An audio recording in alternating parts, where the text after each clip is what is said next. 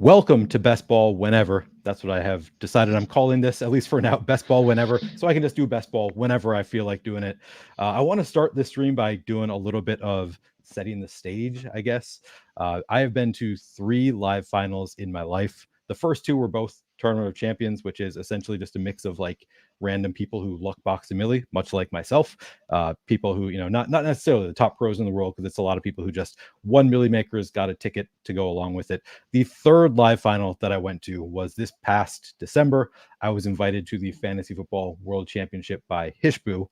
And that was a totally different vibe. I show up there and like literally everybody I met was a great DFS player. Like it was an event where I was like, I don't know that I'm in the top half of the players, like of the players in the field. I was like, I feel like I'm probably not in the top half. That is how good the players were at the tournament, at the Fantasy Football World Championship. And my two guests tonight, I think, are great examples of how great those players are. 2 players that I talked to a good amount over the weekend, and I was just blown away by how sharp these guys are. So I'm really excited about the guests I have tonight. Later on, we're going to talk to Ricky, aka Rfr3shhh, who is a DFS OG. He can no longer play DFS because he lives in Ontario, where DraftKings and FanDuel are banned, but a really, really sharp guy who still does sports betting and best ball and gets into all of the other stuff here. And first here, we have Keith, aka ShaidyAdvice, who I think a lot of people are sort of starting to recognize as like, oh, this is a DFS pro. Like they see the name all the time at the top of the leaderboard. I don't know how many people actually understand how good Keith actually is at DFS. Like I think Keith is one of the absolute top players, like top tier players in the world. Will be if you play. I mean, you kind of entered late, Keith, but I feel like if you had started a couple years ago, people would already be talking about you when we're having the GOAT conversation. I feel like you would be right there. You are newer, so maybe people don't. Not everybody recognizes it quite yet. But talking with Keith and talking with Keith's wife. I mean, Keith's wife tells me. Keith is a data scientist. She is a data analyst. And she was like, and people don't understand the difference between those, but there's a massive difference. And I got to say, I was like, yeah, I don't really know what the difference is between a data scientist and a data analyst. So I'm really, really happy to have you on, Keith. Really appreciate you coming on. I want to start here with a little bit of background, because I don't know, probably not many people know your story of like how you got involved in DFS. Would you mind sharing that story? Yeah. So it's come out a little bit, I think, on Twitter and various back and forth. But I worked with Whistle Go Woo for about 7 years, sort of independent of the company we both worked at. And he obviously got into DFS a while back and mentioned to me at a poker game. And then I was like, I don't want to deal with that. That seems weird. And then COVID happened, and the only thing going on was League of Legends, basically. And he wanted me to help him with some League of Legends stuff. And so I did that, and that went very well. And that was the seeds for a budding relationship and eventual me getting into my own DFS streets, as it were. Yeah, so that's, I think most people like Whistle's been around a couple of years longer than you, at least. So he's still sort of like fairly new, but not as new as you are. He's been around for another year or two, at least. His username has been, even if you were kind of in the background a little bit there. Yeah, Whistle's obviously is already in that GOAT conversation that I think that you will be in over time. You just won your first milli though, right?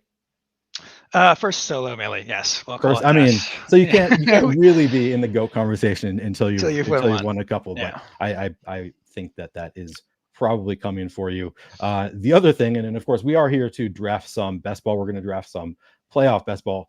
I did not know until watching the final for week 17 final best ball championship, Best Ball Mania 4, that you had gotten into the best ball streets until you were winning it. And I thought very, very live to win Best Ball Mania 4.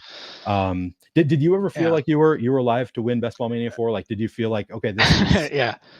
So not as live as Whistles thought I was. He was yelling at me for most of the afternoon to get my ass to a sports book and start hedging every possible combination of things that could go wrong to fall out of first place there. I had, I guess, going into the night game, I knew it was like 20% chance or so to hold. And so I knew that there were a bunch of things that could go wrong there. It was a bit of a panic moment And the reason I didn't end up hedging is because I don't play on FanDuel, for those of you who don't know. I only play on DraftKings, which is a full PPR site. And so I didn't have any data or sims or anything to run like what my actual odds of getting passed were by any of the lineups behind me. And so I did some like rough stuff and figured out there was enough combos that it would have been too hard to actually, at least my limited sports betting knowledge, to get enough hedges down to cover that possible drop. But we were quite happy with third place. I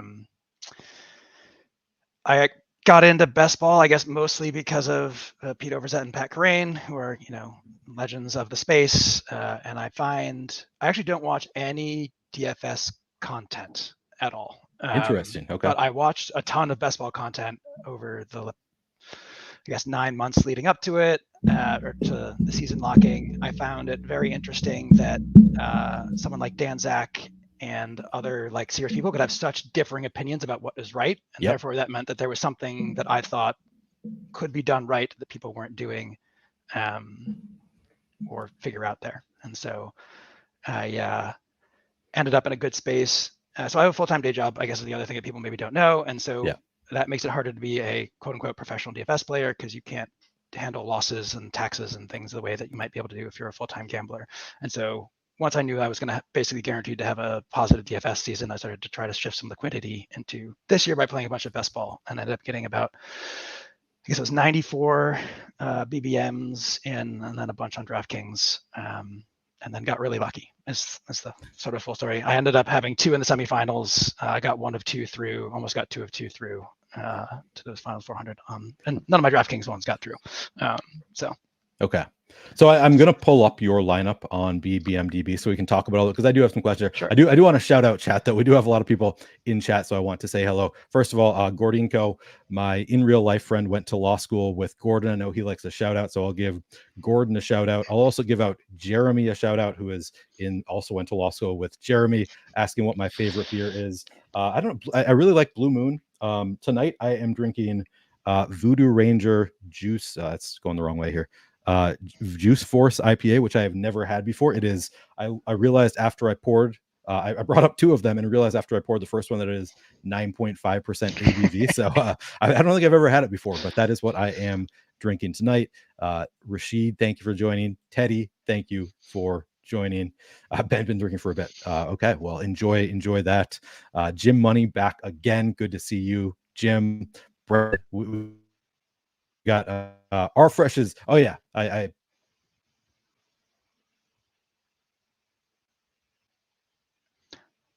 don't know if we're losing Neil or we're losing me.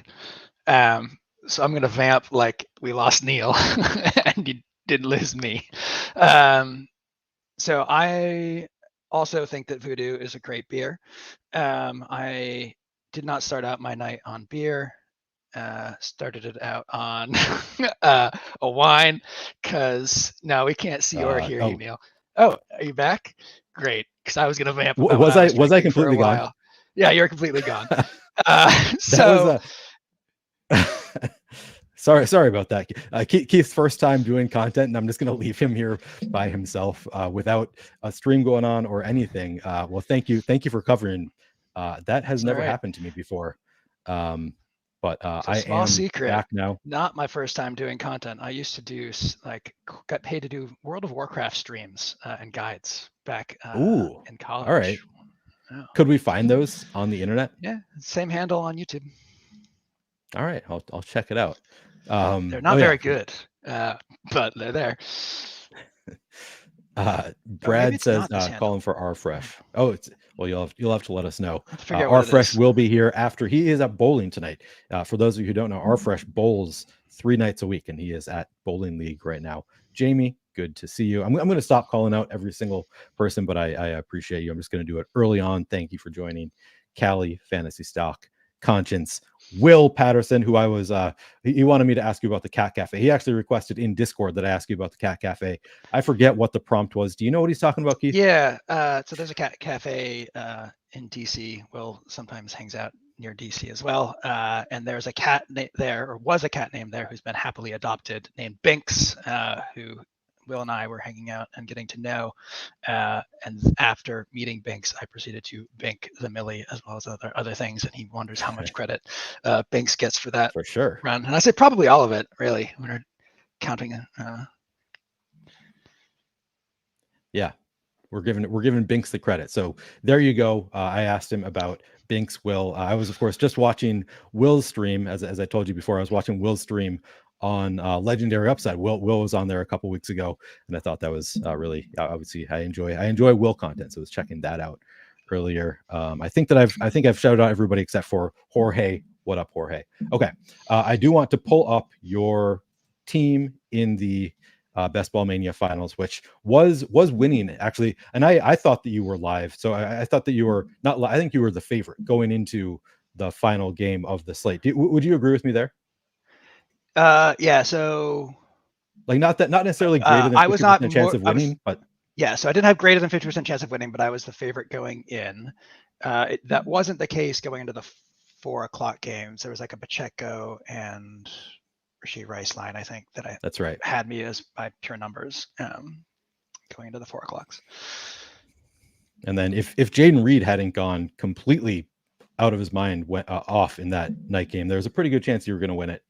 I think. Yeah, so I had to fade Romeo Dobbs and KJ Osborne and AJ Dillon and Jordan Addison were all within 8 or a touchdown or so of me. So like any of them beat their next highest, like they all had about 10 to play. So any of them went for like 18 or so, and I would have dropped out.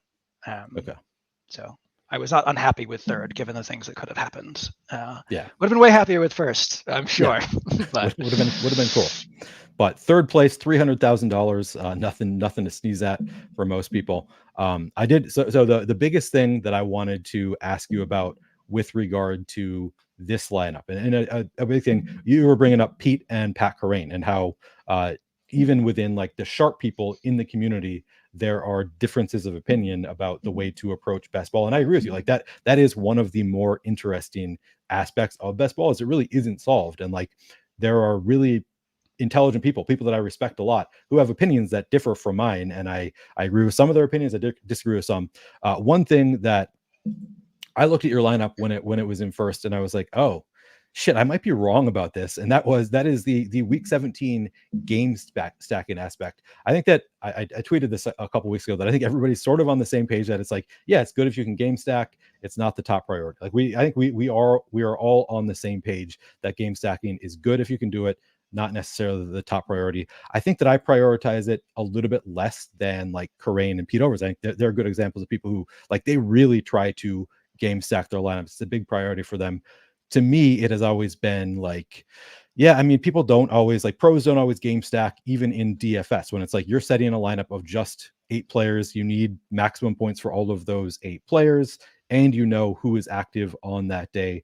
To me, and like your lineup is already there in the contest, so you don't have to get through a bunch of rounds to get there. So to me, it's always been like, yeah, it's good if I can do it, but like, I will, if there's a player falling, like there, I probably factor in like ADP fallers more so than correlating my lineup. So like things like that. I notice here that your lineup was pretty correlated, like as far as game stacking, not just, and I to be clear, I always stack within the team, the quarterback, pass catchers, ideally a running back on the same team. Like I'm stacking in that sense, but just the run back from the opposing team, I have never been a huge proponent. I did notice on your team that you did, like you have the Debo and the CeeDee Lamb and Amon-Ra St. Brown correlation. You have I think it was the Niners and Commanders. You have a few secondary correlations. So I kind of wanted to get your opinion on like, how important is week 17 game stacking to you when you're making your lineups? If I pretended to know how this lineup got there exactly, I would be lying. I have no idea.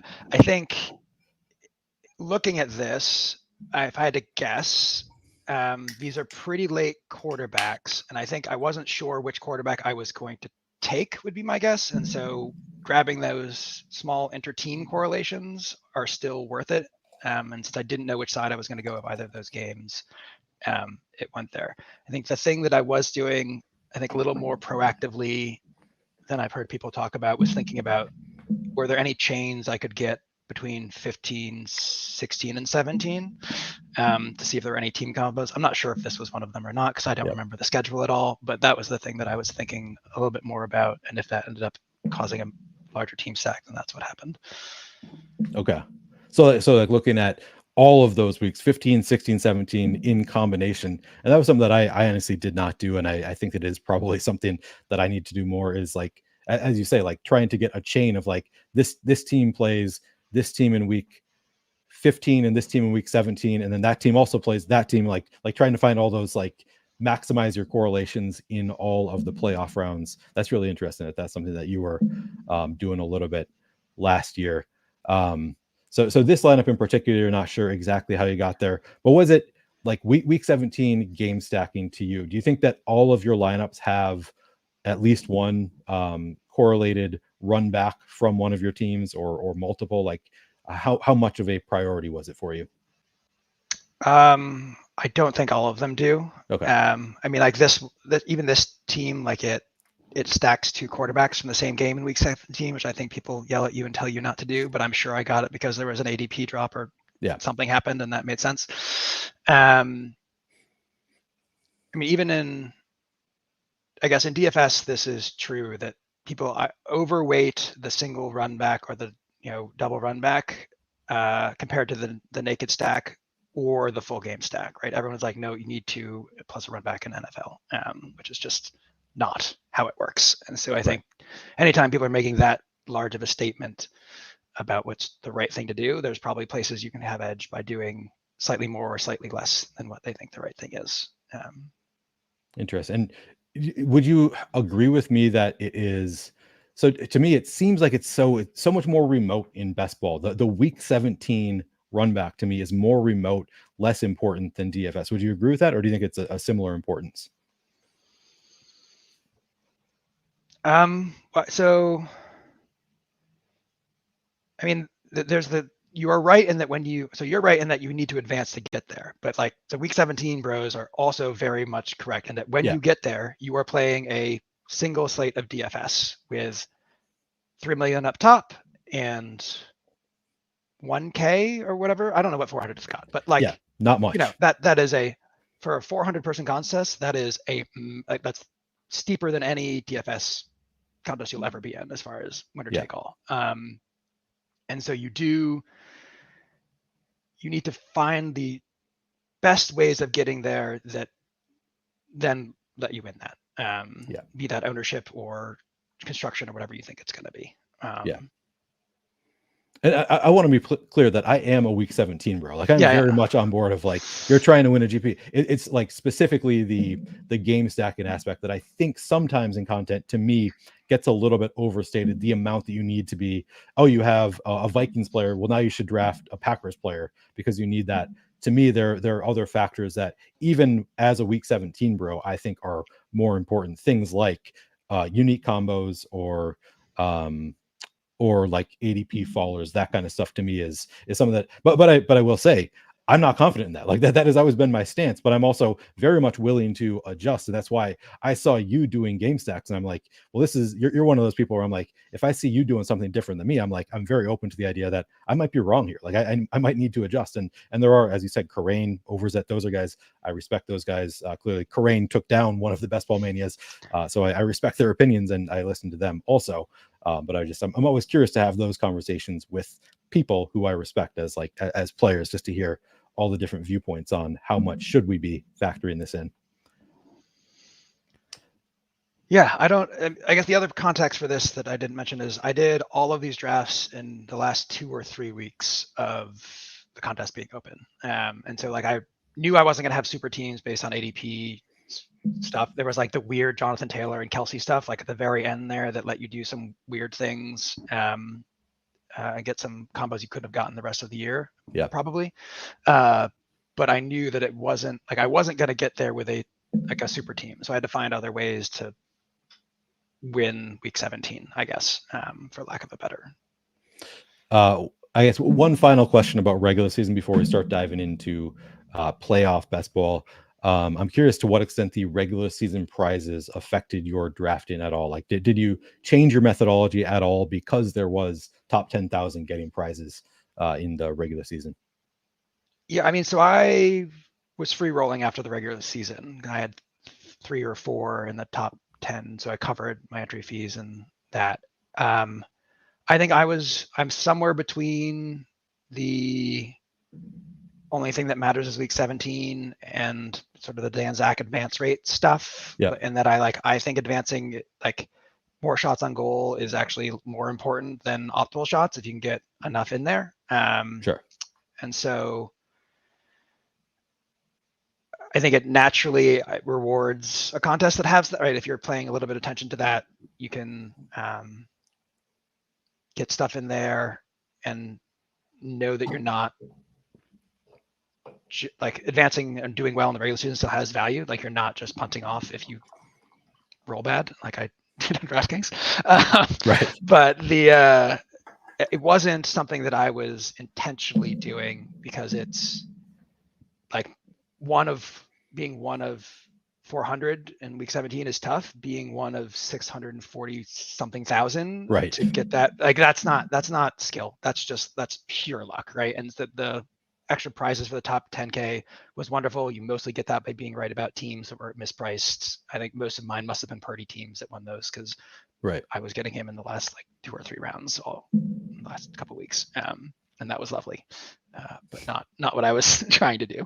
right. One of the benefits, I guess, to drafting late is knowing who the 49ers quarterback was. Because when I started, I was like, I think I only had like 1 or 2 Trey Lance teams, but it was unclear earlier in the summer who was going to be the quarterback there. Jewish McCaffrey says, belated congrats to Shady.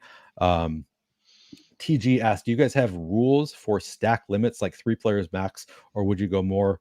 I'm sure I have plenty of teams that go more than 3 players from one team, or even like 3 receivers. Like, I don't know, like the Cowboys this year would be an example of, I mean, you have here Dak, CD, and Ferguson. Is that it from the Cowboys? But like, if you had added Gallup and Brandon Cooks, like I would not have an issue with that. Would you ever? Is there a limit to you to like, I don't want more than this number for a team?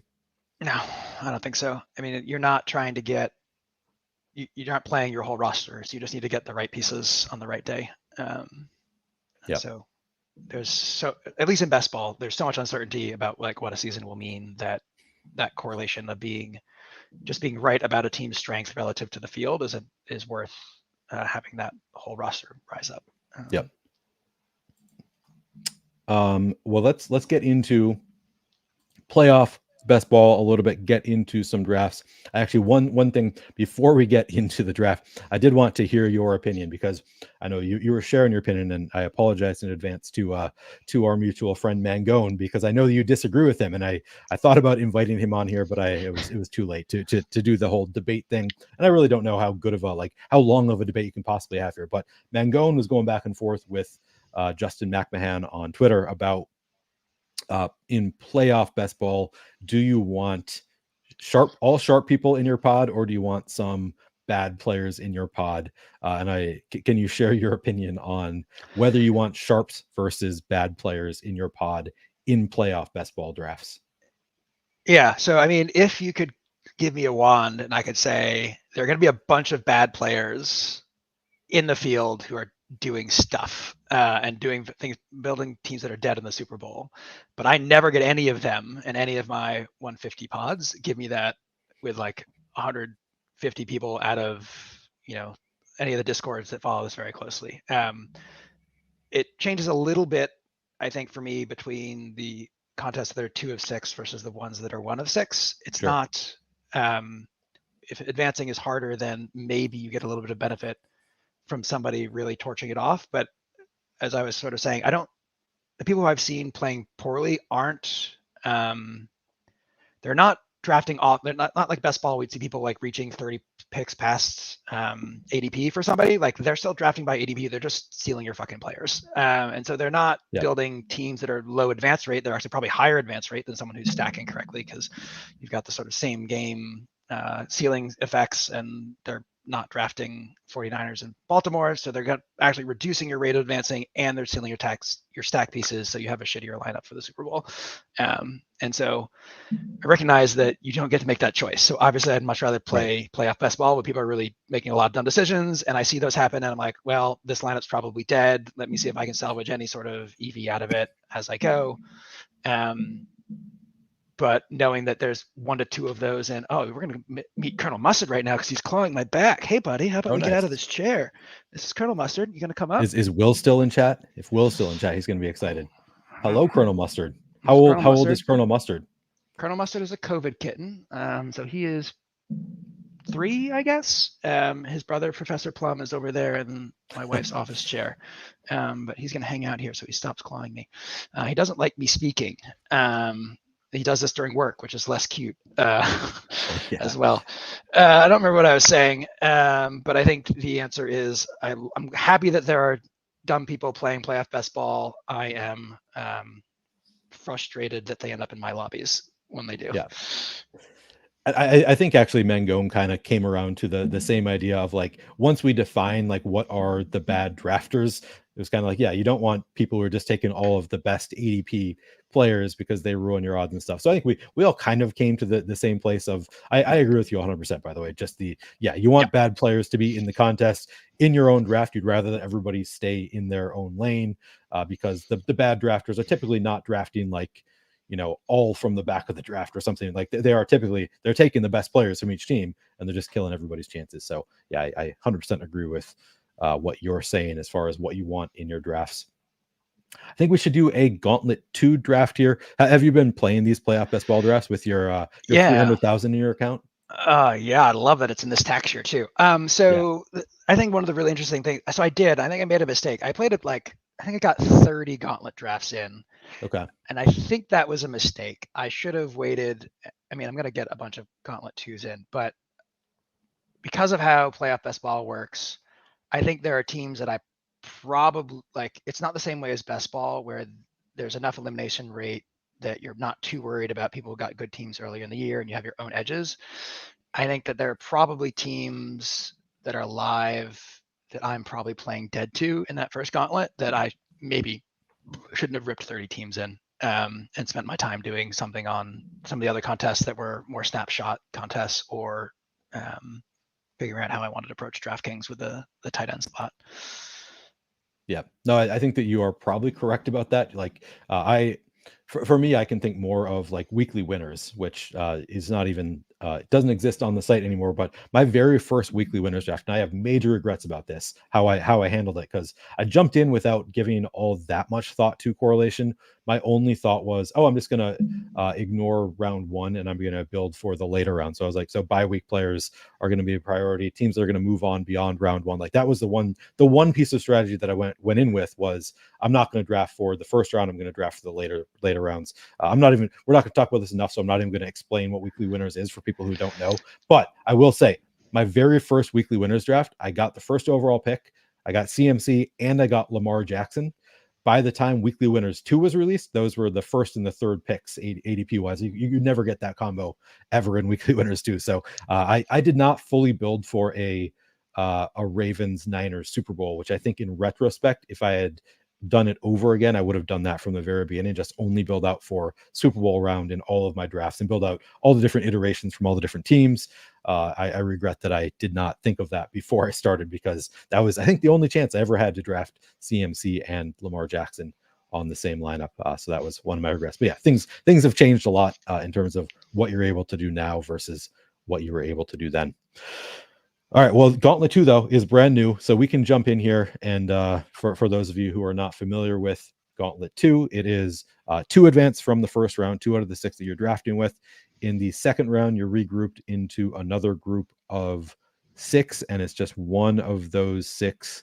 Am I reading? Wait, at the end of round 1, top 2. Round 2 will consist of 6-person groups. Top 1 advance then to round 3, and then just top 1 of 5 in the conference final. So this is way easier in terms of advancing than the original Gauntlet was. It's also only 50,000 a first instead of 150,000 a first. Is there any meaningful difference for you in what's how the min cash for this? So the the main gauntlet had a min cash that was less than the buy-in, which I thought was a really weird structure. So this is also the same. So it's min cash is less than a buy-in, which I guess it's like that is weird. A pity prize if you advance but then don't make it out of the next pod. I haven't really approached structures where you don't make money if you I know I've never do seen well. that before.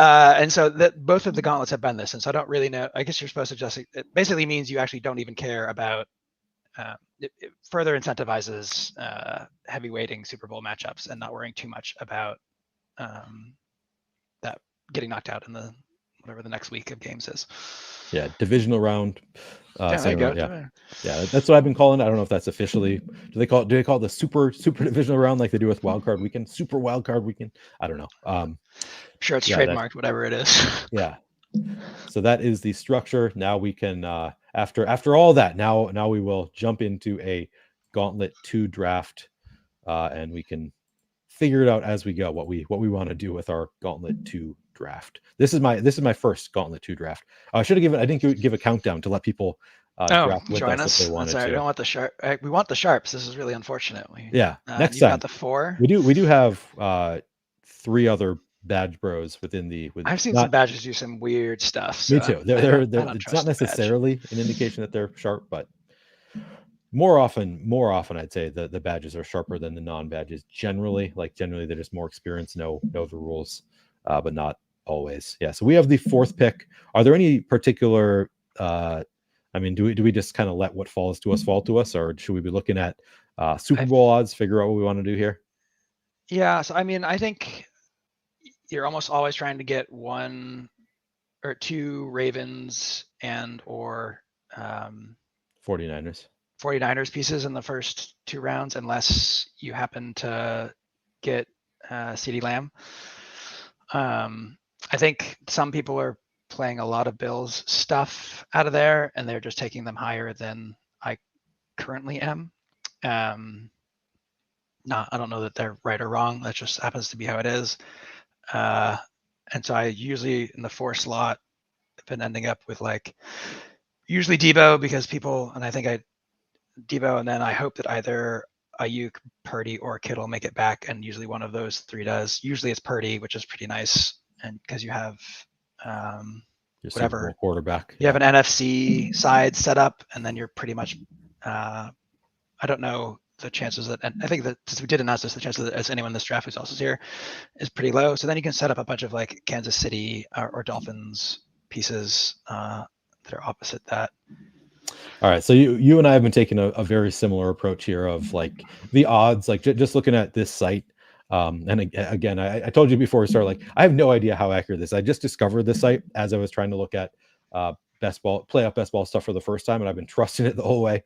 I have no idea but it typically I think is generally pretty close to other sites, but it has Ravens 59% chance of making the Super Bowl, 49ers 48%, and then a pretty big gap down then to Cowboys at 19%. The Bills are at just 10%, so they have not become a huge priority for me. Can you bring out the board real quick? I just want to see if we have any nutsos already. Looks like everybody's behaving. Yeah. McCaffrey and Amon-Ra is not typically my favorite approach, but I think that people are more and more trying to include one-off pieces to help them advance. So it's also not that nuts. So assuming he comes back around now, he takes Mahomes. All right, so we have 2 Niners. We do not have. At this point is where I start thinking about I need an AFC quarterback for the Super Bowl because we don't have. I've been doing. So here. So we could do we could go Miami, or we could go. You could do Kansas City stuff here, and then assume that we're going to grab one of the NFC quarterbacks, get Hurts or something later, and play just those 2. Oh, Tyreek Hill is still here. Oh yeah, let's do that. We can do a full Miami. That's wild. Okay. So I have done that a few times. So you're saying we could take Sam Darnold as our quarterback for the Super Bowl kind of thing, as a last resort? So let's see, in that situation, What do you think? Should I take Tua now, or no? He has an ADP of No. 48. You're good with. I'd do A-Chain or Mostert, and you'll probably get one of the other ones to A-Chain. come back as well. I think. Yeah, where is He's right below Mostert there. Oh, he is. Yeah. Two apart. Yeah. All right. Yeah, because we also need that Super Bowl running back, so that makes sense. Yep. And so here you can basically run a 4 or a 5 stack of Miami pretty easily, and then just pick the nut pieces from the NFC that you want to maybe be on the other side of that. Yep. So build out a second Super Bowl, you're saying, like a second potential NFC in the Super Bowl kind of thing? Yeah. And since you don't have, thank you. We're refilling our drinks over here. Oh, nice. And so the thing that I haven't figured out what I like doing is like, do I go for 5 Miami, or do I try to grab some other quarterback from the AFC to also pair with the other? Like, do I go 4 teams, or do I go 2-2, or do I go 1-3 or something? So an example would be like, we could do Cleveland now if we wanted to, and then also take Flacco later. So you have 2 different AFC stacks to potentially make the Super Bowl against the Niners. Against the 2 Niners, right? And I don't know which, or do you like, no, since I have decided that Miami is going to the Super Bowl, yeah, I do the same thing. I want to just lean into that? I think I actually go between them. I think there's probably a correct distribution, and just getting them in is right. So here is where, when we come back around, we could take Cooper now if we wanted to, or we could go continue building up Miami. I like grabbing A-Chain here, because I'm sorry, my ring light is in the way of our actual draft, so I had to move my head there. But so I like A-Chain here. Okay. Yeah, I would. This is where I kind of split it off. Sometimes I do A-Chain there. Sometimes I go Amari Cooper and then start building out a second AFC draft, which is no longer a sure thing to get to complete it. Right. And so I think, well, you can always do like a Joe Flacco or a CJ Stroud, right? You can always bring somebody back at the end who is unlikely to face Miami, because Miami's also the 6th seed. And so Miami's not going to be playing them if you pick the 4 or the 5 there, unless something goes well. Do I just go Tua here? I would go Tua here, just because there's this, like, do you push it, or do you grab the thing that if you don't get it, ruins your draft is dead? Right. And I think in best ball, like season long, I think you push it more often, because agreed, there's a lot of averages, things that'll happen. But in this, like, your team's just dead. It's not like it sucks. It might not admit, like, it's just dead. Yeah. And so you do that. I think the thing I was thinking about there is whether or not it wasn't whether we grabbed Waddle, it was whether or not we grabbed a Philly piece so that we could have 2 Philly receivers. So we're building out. So maybe we actually grab Dallas if Ferguson makes it back. So we can do Ferguson, and I don't remember who the other Dallas receiver is who's down there. Cooks, probably. No, Cooks already went, I think.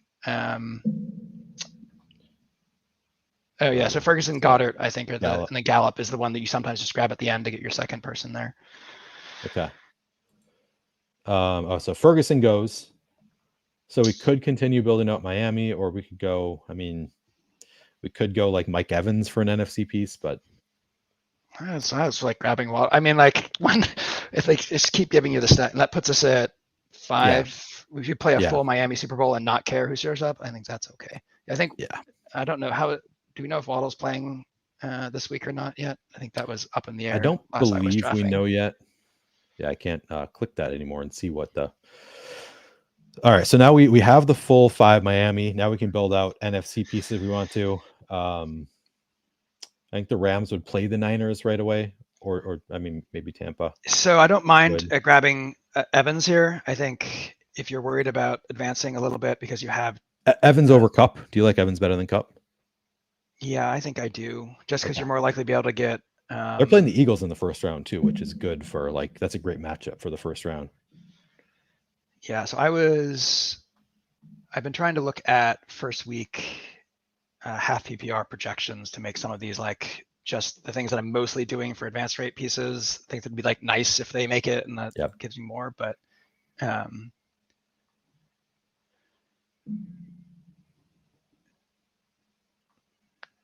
think this lets you grab wherever the other guy is on Tampa Bay, Godwin. Yeah, I'm. This is the awkward thing about streaming your draft, is that I have thoughts about what I would like to happen here, and I don't want to voice them because people do often intentionally draft with you as you're streaming to and want to upset you. I think we nuked this in pretty quick, and there were only 6 people in We the did. draft. So We it's did. unlikely That's that anyone's in here. So, do you like? I think I like Rashad White maybe better than Godwin as the Tampa piece, because we already have. So you can only play 2 running backs, and I think it's probably okay, because the chance that A-Chain and Mostert both go off is low. So would you prefer Godwin, you think, or either's fine with me? I think I generally, we're building off having the running back covered from Miami in the Super Bowl, and so if we can get the pass catchers from the NFC, I think that gives us more combos that we can get there. Now that he came back to us, would we consider going White here? I mean, they're pretty unlikely to make the Super Bowl, but I think go ahead and grab White. Could also go with another San Francisco piece if we wanted to, for the more likely Super Bowl, to have another combo there. Is Juwan Jennings already off the board? He's pretty much the only person usually available at this point. He's off the board. Yeah, so I think we're done with San Francisco. The other thing that I sometimes do is if I built out for San Francisco, I sometimes like to take the backup running backs, just because it is like you're playing for the Super Bowl specifically. I feel like there's greater odds of McCaffrey getting hurt by then, so it's not just like you're taking a running back. Do we have left? We have 0 picks left. 0 picks. Oh, great! Left. Love that. so solved it. Yeah. Honestly, I feel like this is I love Tampa for the first round against the Eagles. Like, that is just the nut matchup. They've been so bad, their secondary. So I feel like that helps us a lot getting through the first round. Of course, 2 out of 6 advance, so like you don't need to worry that much about advancing when you only have 2 from the bye week. Oh, that's actually that is another topic that I wanted to bring up with you. All right, hang on, let's see. Where are we? Completed. Playoff weekly winners. No, that's not what I want. I want playoffs. Right? Gauntlet 2. Where's my gauntlet? That's weird. Okay. So I think it moved it to something else. Yeah. Okay. So here is our full draft. We can take a look at all of the teams here and kind of analyze them. All right. So let's analyze first, and then I will ask you the question. Get your thoughts on something. All right, so first lineup, DP Wine 35 has full-on Cowboys. He goes Dak, CD, Pollard with his first 3, throws in Jahmyr Gibbs one-off, then has Isaiah Likely for a Baltimore Super Bowl. So he built out for both Detroit and Dallas.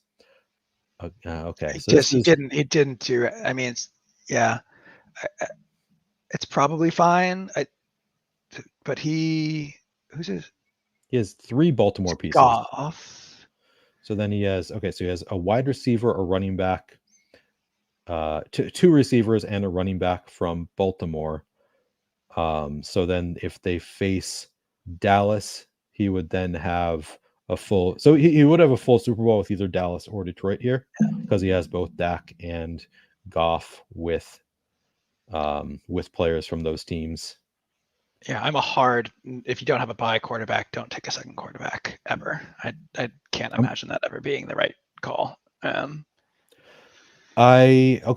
largely with you. There have been a few occasions where I built out for a bye week team where I don't get the quarterback, and then I build out for multiple. Like there was, I think I can remember a couple of cases where I've built out the couple of San Francisco pieces to start, and early on in particular when the Browns were like you could get them whenever, I would then finish out. So I would build with like Mahomes, build out my KC stack, and then rather than building more KC, I would then throw in like a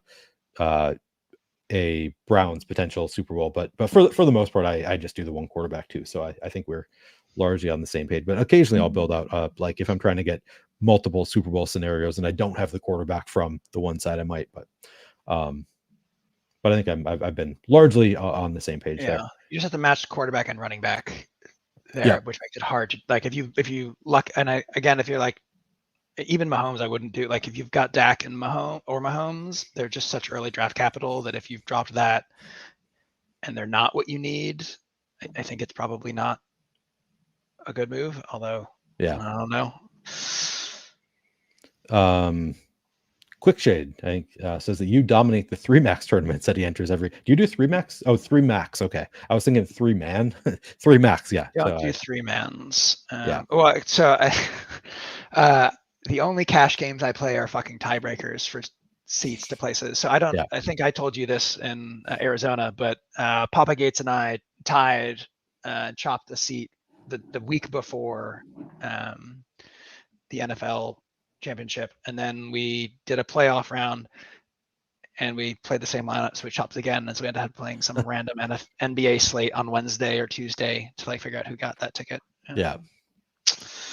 Yep, so that's my cash experience. Yeah, cash experience when you're forced by the tournaments that you enter. Yeah. Oh, then I guess this weekend I've got a Tournament of Champions that is a play down, so semifinals. Oh, you do? Like okay. 17 of the Millie gives you a ticket to that. Nice. Not so like Ritesh has one to the actual thing in Key West, but I've got to play because he won the baseball final, right? He won the baseball, yeah. I think this is correct investor better that at least theoretically the min cash being less than the buy-in should dissuade people from drafting to advance.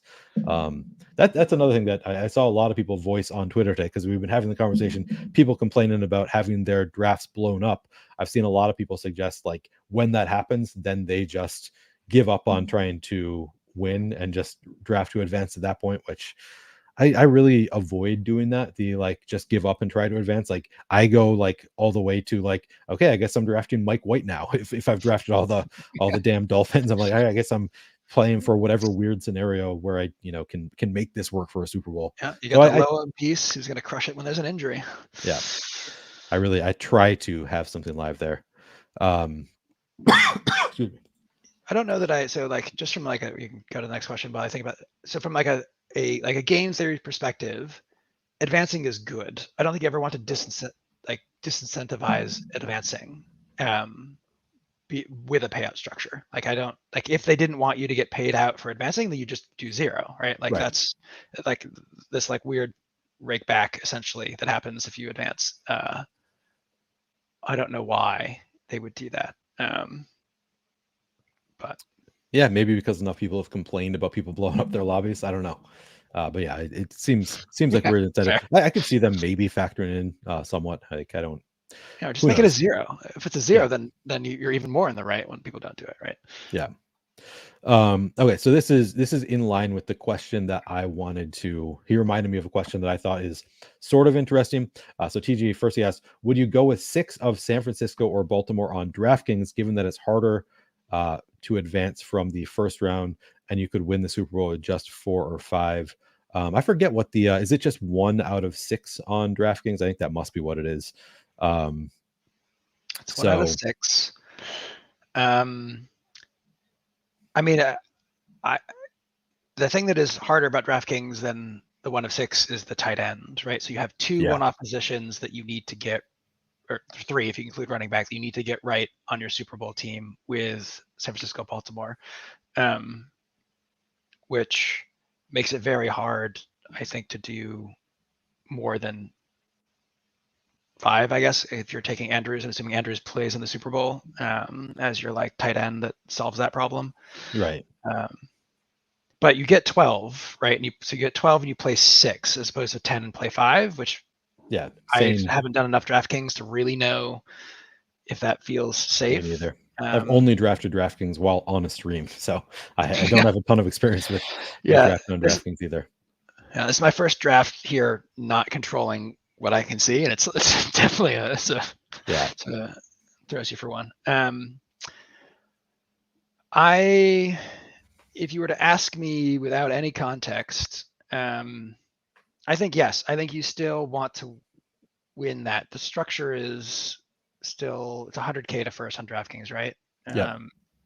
And so I think it's still like if you can get the right 6 pieces, yes. If you feel like you're torching off too much of an advance rate, then no. That's the I worst think answer, but it's, I right, think like that's you have to reasonable. figure it out in the, like, it depends on which 6 and what you're exchanging for that. Yeah, I think that is. I think that's a good answer. Like there's no correct answer. It's sort of play based on like if you have great advancing, like if you think your players can advance you without any help, then maybe go for the full 6. But a lot of time you're probably not going to have 6 great first round players, in which case you should probably go straight for the just give up go for 5 in the Super Bowl, that kind of thing. But that is we had that conversation the last time I did a stream about the like how should you where is the like how many you should draft if you are going for a San Francisco Baltimore Super Bowl. And that's tough. Like it's ideally on Underdog you have 5 in the Super Bowl, like you're just building out 5 from San Francisco Baltimore, 5 to help you through the first round. But it's I don't know that you necessarily will need, if it is a San Francisco Baltimore Super Bowl, I don't know that you'll necessarily need 5 to win. Like I think you would be live to win potentially with 4 in that although I think it was 5 that ended up winning last year, so who knows. Where is the payout structure? I feel like I think if you go, sorry, again, this fucking ring light is in the way. Prize payouts. Yeah. Oh, if you go to round 4, it'll tell you. Gotcha. Ooh, 500. Yeah, so it's pretty brutal. Yeah. So it's still brutal. I think. Yeah. Yeah. So it's 6 top 1 for all of the first 3 rounds. Okay. Yeah. So is it all? It says all 6, or is there 5 in there? Just 6 top 1. Yeah. Right. Okay. I mean, that's not too bad, but I haven't spent much time thinking about the tight end stuff and what it does to have those one-offs there. All right. Got a lot of appreciate you all commenting and hanging out with us. Yeah, DK roster is it's 10. DK is 12. It's 12. Back for this is my friend Jeremy again asking. He's a big Eagles fan, asking if the Eagles will make the Super Bowl. They were my Super Bowl pick all year. Like I really believed in the Eagles coming into the year, and they have just been so bad that I'm losing faith. I'm losing faith a little bit in the Eagles making the Super Bowl. Okay, so here was a question that I wanted to ask you. So I think in general, I in listening to sharp people, I have largely come around to like you, and I've always been mostly on the I don't want players who are playing against each other in the wild card round. Like I don't want that, but I haven't been as concerned about the divisional round. And I think in general, I've come around to the idea that you want to have as many players as possible in the conference championship round. But I sometimes think like, particularly in the scenario where I'm building out for a Baltimore San Francisco Super Bowl, sometimes I think I'm more open to the idea of like, I'll take 2 Lions and 1 Ram, like take a game, make a little bit of a game stack for it'll help me advance out of round 1, potentially game stacking a little bit, just like a mini game stack in the wild card round.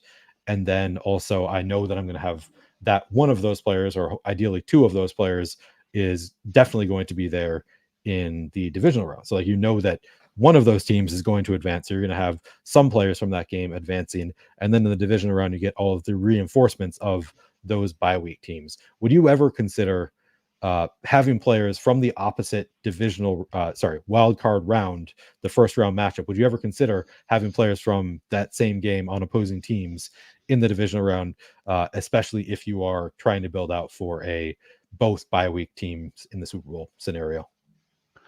I think it depends on the contest. So I think I would not do it in like the Gauntlet that had been open for a long time. Because I think you're likely to face combos. They're more likely to be, maybe it's not, maybe it evens out. But I think that if you're drafting within sort of the constraints of a sort of a set ADP, I think if you're getting an ADP value on somebody that is there, like I think some people have seen like Cup has fallen like way down, and like sure, if you've got the Lion stack and you're choosing between Cup and some other piece, then I think that can make sense from a pure advanced rate. I think it matters a lot if you're in a 1 of 6 or a 2 of 6 contest, because that advanced rate matters a lot less. So I think, the stupid answer is it depends. That's a good answer. Yeah. And I don't think I know enough to make the right call all the time. Okay. Because I don't think there is, I think anyone saying that you almost always in any of these peer-to-peer games, anyone saying you should never do X is wrong. Or anyone saying you should always do X is equally wrong. Yeah. And so there are situations where you should probably figure out what that is and take advantage of that when it happens, because you're going to have a construction that other people don't because they've been following whatever dumb rule they have for themselves. I think that's a good. I think that's a good enough answer. That's the old law school answer was always it depends. Is the best answer, and honestly, it's because it usually does depend. Like most things are not always that straightforward. That was just I feel like I have done that in the past. So as I've heard people discussing this on streams, I'm like, but what about this one particular situation? I think that is typically when I've done it in the past. Is when I'm building for both bye week teams, and then I'm like, okay, but then maybe this is a scenario where I need to do something to help my advance rate, and maybe doing a mini game stack, particularly if it is like you say, in scenarios where it's like if you get an ADP faller, if it's a game that like has pretty high likelihood of shooting out, that kind of stuff, maybe I'm a little bit more willing to try to play for the advance rate. And I to be honest, I've done it even in like the Gauntlet where two need to advance, but only in that case when I am building out for that bye week where it's like you need all 5 of your players to have pretty good games. Then I think about it a little bit more, but I think it's I think that's fair to say like maybe you shouldn't do it in the Gauntlet. It's just something that I have done. Should we do another one of these Gauntlet 2s? Yeah. Okay, let's do another one of these. I should check my DMs, make sure that I think Ricky will just pop in when he's available because we sent the link earlier. But I think we'll be good for this one. I'll have to like slightly tune out to run my 10 o'clock NBA slate stuff. Okay. Sounds good. 10 minutes prior to 10 o'clock. But okay, so yeah, we'll probably get through one more draft before. You need to. Cool. And I am going to click this button in 3, 2, 1. So if you guys want to join. Oh, good. It's not full. So maybe, you're going to draft against me. Give me bad advice. Some might say it would be shady. Or do you trust me to stay in my lane? I trust you to stay in your lane. Yeah, that is true. Pretty good at that. This is, I think, Jewish McCaffrey gives us the one good rule, which is never draft Sky Moore. I have made that mistake back-to-back years now, so I'm on board. I'll blame Pat Crane for my Sky Moore shares this year. Yeah. Next year is my fault. This year it was his fault. We got at least Jewish McCaffrey here drafting against us. Rye Blake, I feel like might have been in chat. Sly Tomato. Not sure who else. I know Jewish McCaffrey was in here earlier. Are you I was about to ask you. So I've been sticking with CMC, but I know a lot of people have switched to CD Lamb for their 101s. I've still been doing CMC because you usually get something good back because you either get one of the SF pieces or you get Zay Flowers back almost always, and so I've been happy with that. And if you go CD Lamb, you get one of those. No, if I go McCaffrey, I've been going McCaffrey 101 still, even though some people have been flipping that. I don't know if that's right. I have been too. I have never not taken McCaffrey with the 101. I know for certain. I know for certain that the 102 would love it if we let McCaffrey fall. Jewish McCaffrey being his name. Yeah, I have taken CMC every 101 I've had in playoff best ball, so no need to deviate for this particular stream. Apologies to Jewish McCaffrey. We're gonna do it. We're gonna do it again here. All right, so we got to be a little bit, since we're on the turn, we've got to be a little bit quiet because we're on the turn and drafted against somebody who is in the 102. Yeah. All right, so you guys are going to watch us now, but you're not going to hear us. We're going to be completely silent. We're actually going to switch to a private chat channel real quick. Yeah, exactly. Jewish McCaffrey has not commented on what we did here. So he went Lamb. So he's actually staying out of our lane, which is fine. It's right because he's interested in. Well, except he's also going to want Baltimore probably. But I mean, we'll get either Kittle or Flowers, and we'll be fine. That's funny. Definitely smart enough to snipe us if he wants to, but he is a nice guy. I know that.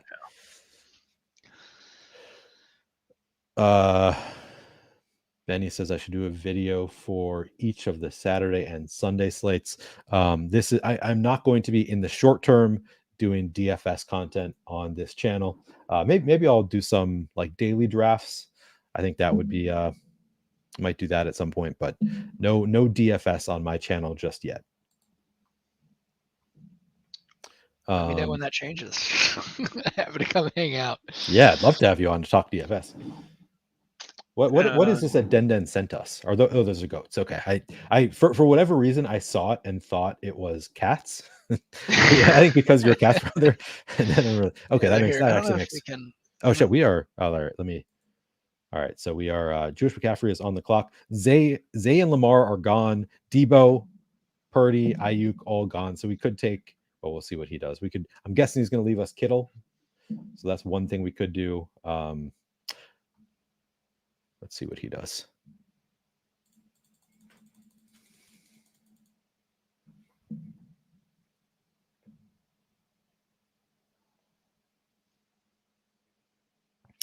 All right, so he's God fucking damn it. All right, so we could set up another Miami, but we just did Miami. The other thing that we could have done, so we could do Kittle and Mahomes, and then figure out Kansas City later.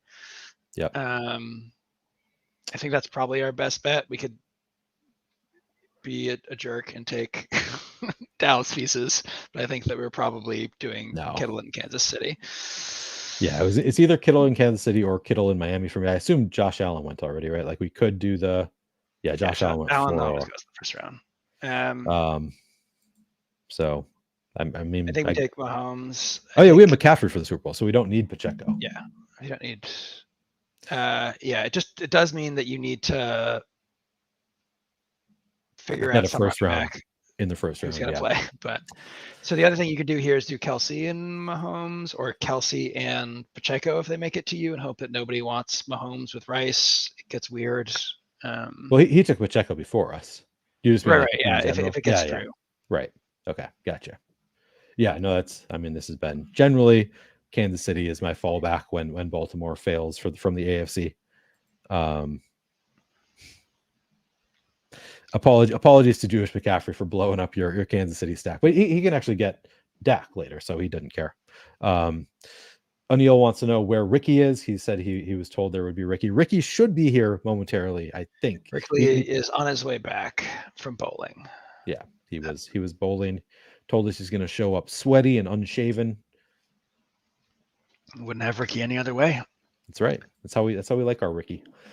Jacob, I'm not confident the Cowboys make it past wild card weekend. Game theory is more important in play up as well. I mean, it is. I'm not confident in either. I think they're going to make it, but it is.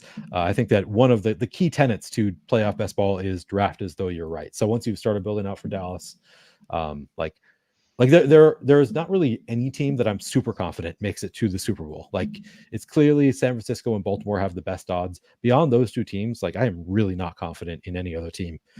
Do you have any hot takes? Absolutely not. I use both the whoever bought 538 ESPN's. No, is it somebody has their model, and then whatever else I can find out there. Yeah. Yeah, I'm really not confident in any of these teams. Clearly, I think that I have the most confidence in the teams that are most likely to make it, San Francisco and Baltimore, but it's also impossible to build out for those. So just building a bunch of different combos of different teams in these drafts has generally been my approach. Still trying to take, obviously, like the highest odds combos of making it to the Super Bowl. But yeah, Dallas, I would say, is probably among my top 4 or 5 teams of making it to the Super Bowl, like highest odds. I agree with you. Like, yeah, it seems unlikely they're like, or I'm not confident they're going to make it out of the wild card round, but like really not confident in any of these teams making it out of the wild card round. So, all right. So it's coming up to us. We have, well, let's see what Jewish McCaffrey does. Oh, he took Rice. Obviously, that's who we wanted to get. He has Rice. He has Pacheco. We don't have really. We have nothing as part of our builds right now. So we can do a secondary NFC build now. Yeah. So the other thing we do is take Pollard. We could take Pollard and Cooks. Again, we're now competing very much directly with Jewish McCaffrey. I mean, Pollard and Cooks is, I think, what we want to do. could have potentially done Philly there too, like Devonta Smith and DeAndre Swift would have been a second thing that I would consider there. Yeah, but we just have, so now we just have to worry about grabbing some late Kansas City pieces from the yellow band, whatever the pass catch. I don't know what you call tight end and wide receiver on Underdog, but pass catchers. There's a ton of them left at the end of the draft, so we can get to our 5 there pretty easily. Is he still pushing Dak? He said he likes to push Dak since everyone has a quarterback, but or did he already take him? Dak, he grabbed Dak, I think, on the first wrap. I haven't seen the board, but I assume Dak is gone. Yeah. Yeah. Okay. Gotcha. I'm going to really hope that him taking Rashid Rice there was a misclick. Well, he already had Pacheco. Yeah, I guess so. This corner gets really weird. Yeah, I guess we're all fine. Everybody is grabbing their pieces fairly on this side of the board. Is anyone else doing anything really dumb? That Kelsey pick is weird. Well, he's building up he at that point was building up for Philly, Kansas City, I think, but then we kind of ruined it on our end of the board for him, so he doesn't have that option. Yeah. The Kyron pick to me is weirder because he has. Yeah, I guess he needs a first round running back. Yeah, he's going Rams, I guess. Now he's going Rams. I don't know what's going on over there. Rams and Eagles. Oh, so Hurts went way earlier than I've ever seen Hurts go. Is actually what's happening right now. Yeah, that's Hurts pretty is usually going in the 5th round, maybe 4th. Is he really going that late? I guess I haven't noticed that. That's something that when I started doing these, he was like Hurts Brown was like a first, second round. Like this is where they were going. Yeah, well, they're favorites to face the 49ers now because of seeds. Yeah, right. True. All right, it's coming back to us. So we have been building for Chiefs going up against either the 49ers or the Cowboys so far. So we definitely need some Chiefs pieces here. And we could also take a late round CEH or Jerick McKinnon. Yeah, or Justin Watson is also there late.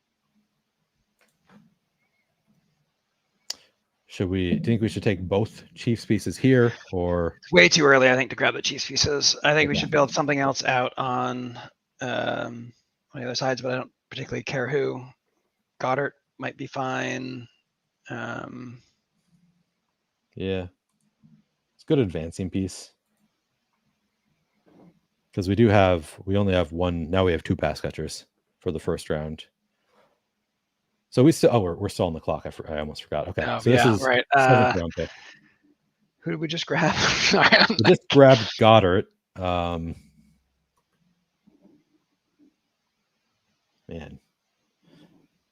Shit. All right, what can I grab? Any other Philly piece is probably fine.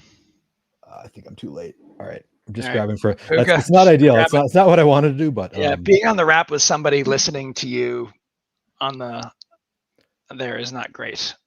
Yeah, that was kind of a flub right there. The real issue is that I drafted Goddard and then forgot for about 12 seconds that I had another pick coming. Pick. Yeah. But it's not the end of the world. Like Puka is a good advancement piece. We do have a couple of 49ers pieces we have to overcome.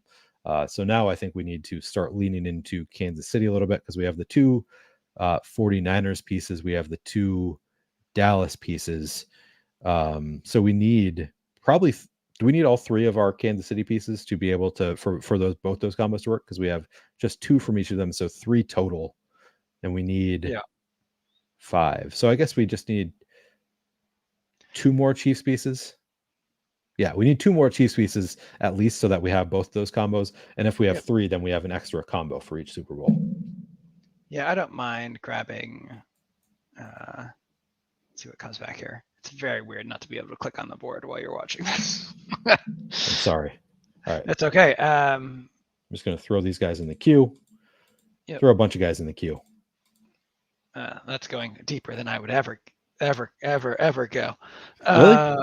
I mean, the Chiefs, I'm like, there is no difference between all of these players that I just clicked. Like there is very, very little for the Chiefs in particular. Like they're one team that I'm just like, we're throwing darts with the Chiefs. I feel like maybe not as much as I make it out to be, but I feel like it's so tough. Like they've said they want to get Justin Ross more work. I don't know. I guess the other thing we could look at is building up like a Tampa Bay or another set of pieces from that side once we get. So if we could go like Rashad White and well, we need at least a couple Chiefs pieces to build out a Super Bowl. Right, but they don't like so like.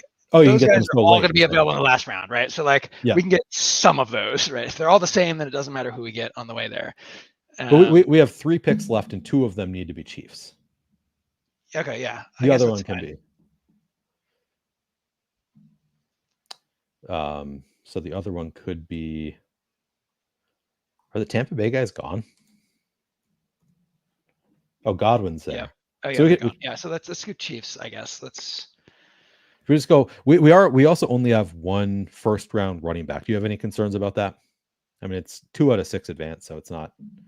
I mean, if we want to get, is CEH still there? CEH is still there. Yeah, that is a little bit of insurance to grab. Okay. Yeah. And probably whichever the highest. Yeah, Watson's fine. So I had not seen that McKinnon is unlikely to return for playoffs. That's okay. That changes a lot. I did not realize that I thought he was like probably going to come back by like the conference championship. All right. So that makes CEH a much better pick, in my opinion. So if we can grab like another, I actually don't mind another Kansas City piece here. Yeah, I mean, we only have 1 pick left.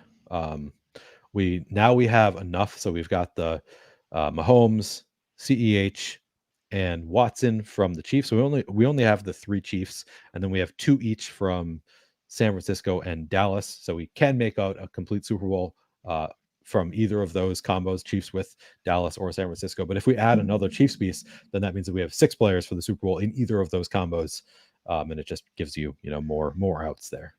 Yeah, the other thing I would do is, I guess that's probably right, is if Jennings is still available, that might be the only thing that you might want to think about, just because of the like sort of residual value, even if you don't get your Kansas City to the Super Bowl. But I think,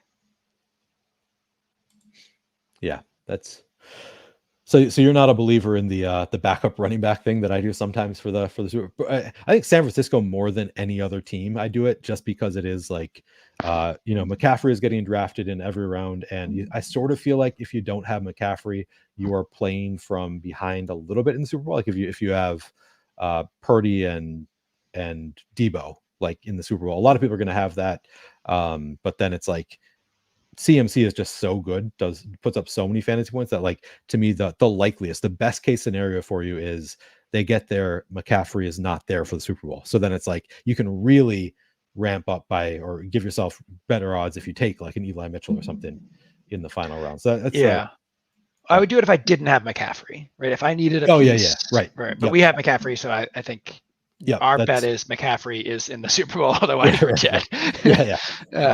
Yeah, good point. Yeah, to be clear, I never do that. I've never taken the combo of McCaffrey with one of his backups. Yeah. Yep. Whereas like Miami is different. Like I will take both Achane and Mostert. Yeah.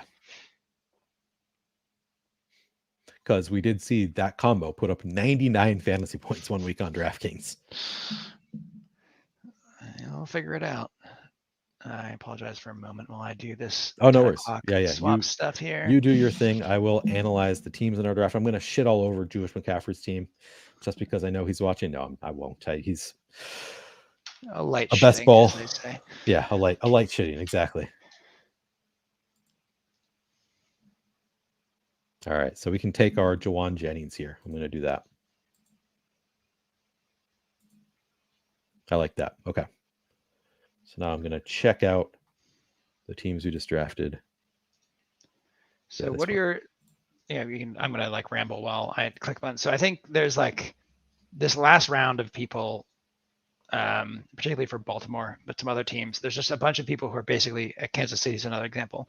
There's a bunch of people who are basically the same, but because of ADP, there's a bunch of people who are drafting basically the same person every time. So like grabbing Nelson Aguilar or somebody else who is not drafted, but is basically the same as somebody else, seems like a good move. And I'm not sure if that's true or not, but. So you're saying if it's like Kansas City, I think is the perfect example of like if it's they're all basically interchangeable, but Richie James is almost always being drafted, whereas Justin Ross is almost never being drafted, then you think it might be a good idea. Yeah, if you think they're the same person, you should grab the one who's not being drafted.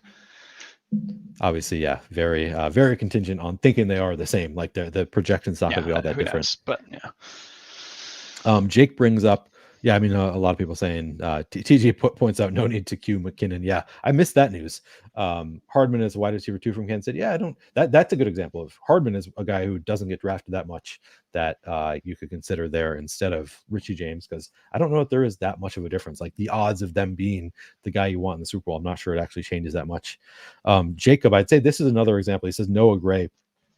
That's another example of if I build out for Kansas City and I don't have Kelsey, sometimes I'll do Gray as my final piece. Like I think it's just a little bit more likely that it's going to work out with Gray if Kelsey misses, and he's also old and decrepit, so I think it's a little bit more likely that Kelsey misses. I resemble that comment. Yeah, Truth says, was enjoying the stream before you strike me 3 times. Thoughts on my team? Yeah, it's multitasking.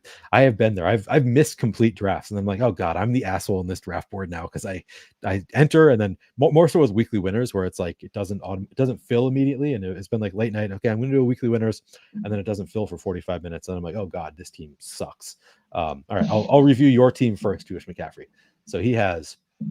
And I already know that it's good because I was tracking as he was going. He built out for a Dallas, Kansas City Super Bowl. He has Dak with CeeDee Lamb, Jake Ferguson from Dallas, and Enrico Dowdle and Michael Gallup there as well. Okay, interesting. Because we took his Pollard. So that's a good example of what I do sometimes, which is if I don't have Pollard, I'm building out for a Dallas Super Bowl, then I'm more likely to take a Rico Dowdle in the final round. So that's in my opinion, a very strong team. You have Dak, CeeDee, so that's 1, 2, Ferguson 3, Dowdle 4, Gallup 5. So he has 5 from Dallas. It's a first round team, pretty strong odds of Dallas players helping you out quite a bit. He also has Pacheco from Kansas City, Rashee Rice. So 2 of the more known commodities from the Chiefs. So that's really strong, adding those 2 AFC teams. He then adds DeAndre Swift, which I think is just a one-off help advance piece that kind of fell. Nico Collins, one-off. I guess he has the Dallas full-on, so it's theoretically, I guess, Dallas-Houston Super Bowl that helps also. Oh, and he also threw in Singletary. So he actually has Dallas Houston Super Bowl would be great for him too if he gets this team through. So I think that's a really strong team, Jewish McCaffrey. Our team, we have Mahomes with Watson, CEH, and I guess just those 3 from the Chiefs. Then we have, if they're playing the Niners in Super Bowl, we have McCaffrey, Kittle, and Jawan Jennings. If they're playing the Cowboys in Super Bowl, we have Pollard and Brandon Cooks. We have Goddard and Puka Nacua as one-offs, largely unintentionally. That's just not ideal drafting there, but it is what it is. The third team here has Lamar, Zay. So this is always interesting to see what people are doing when they're building out for. So he took 5 Baltimore pieces: Lamar, Zay, Gus Edwards, Likely, and Justice Hill. So in the first round, Tomac only has Amon-Ra St. Brown, David Montgomery, Jared Goff, David Njoku, and Jaden Reed, which, I mean, it's 2 out of 6 advanced, so I think that he built that just fine. I don't think I'm ever taking Gus Edwards and Justice Hill on the same team. I think yeah, it's not my favorite, but it could work. I mean, he has the pieces to have a full roster in the Super Bowl just from Baltimore. They are. I think that I have done it. I don't take issue. I think I do. I've done it a lot more in weekly winners, though. I'm trying to debate whether I've actually done it in. I don't know that I have gone when he took Hill. I assume I would much rather have Odell than Hill. Me too. Yeah, I would take Odell over Hill there. I would guess that Odell was gone. Where is he? Yeah, like I don't completely hate it because they do both, like, even when they're both healthy, both actually see the field a good amount. Where is Odell? Was he not taken? He must have been taken.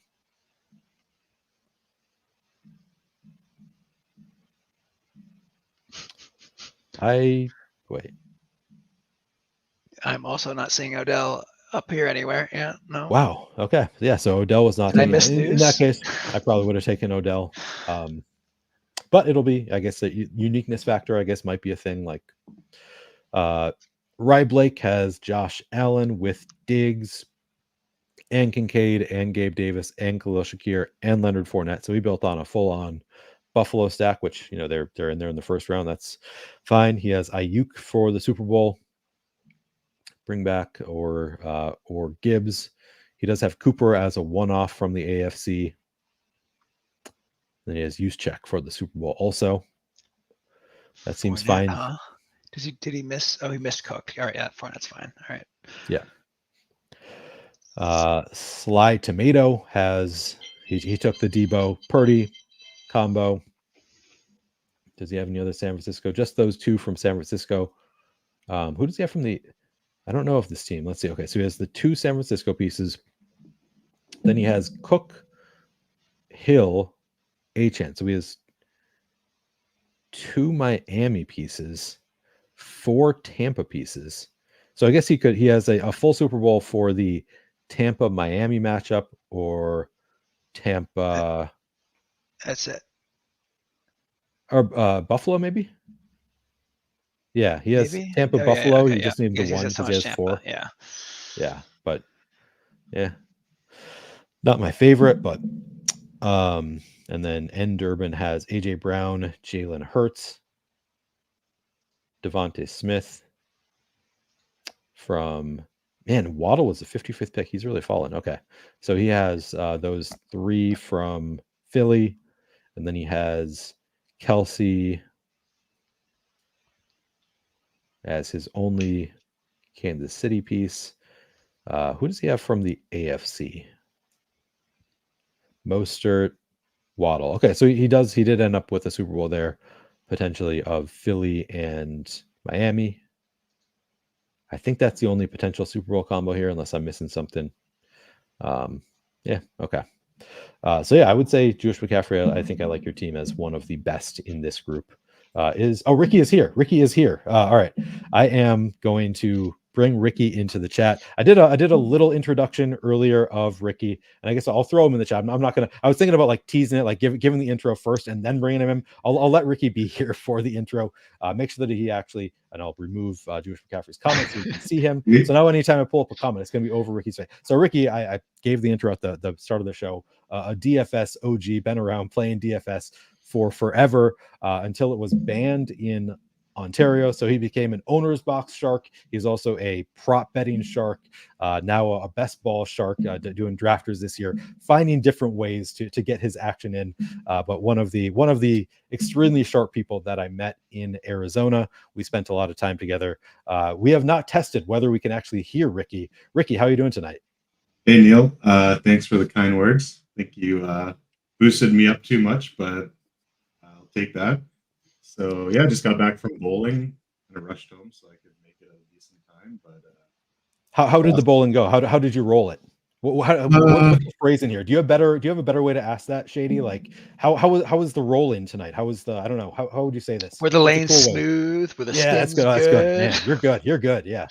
The lanes were average. We lost to first place team today, 4-3, so that kind of sucked.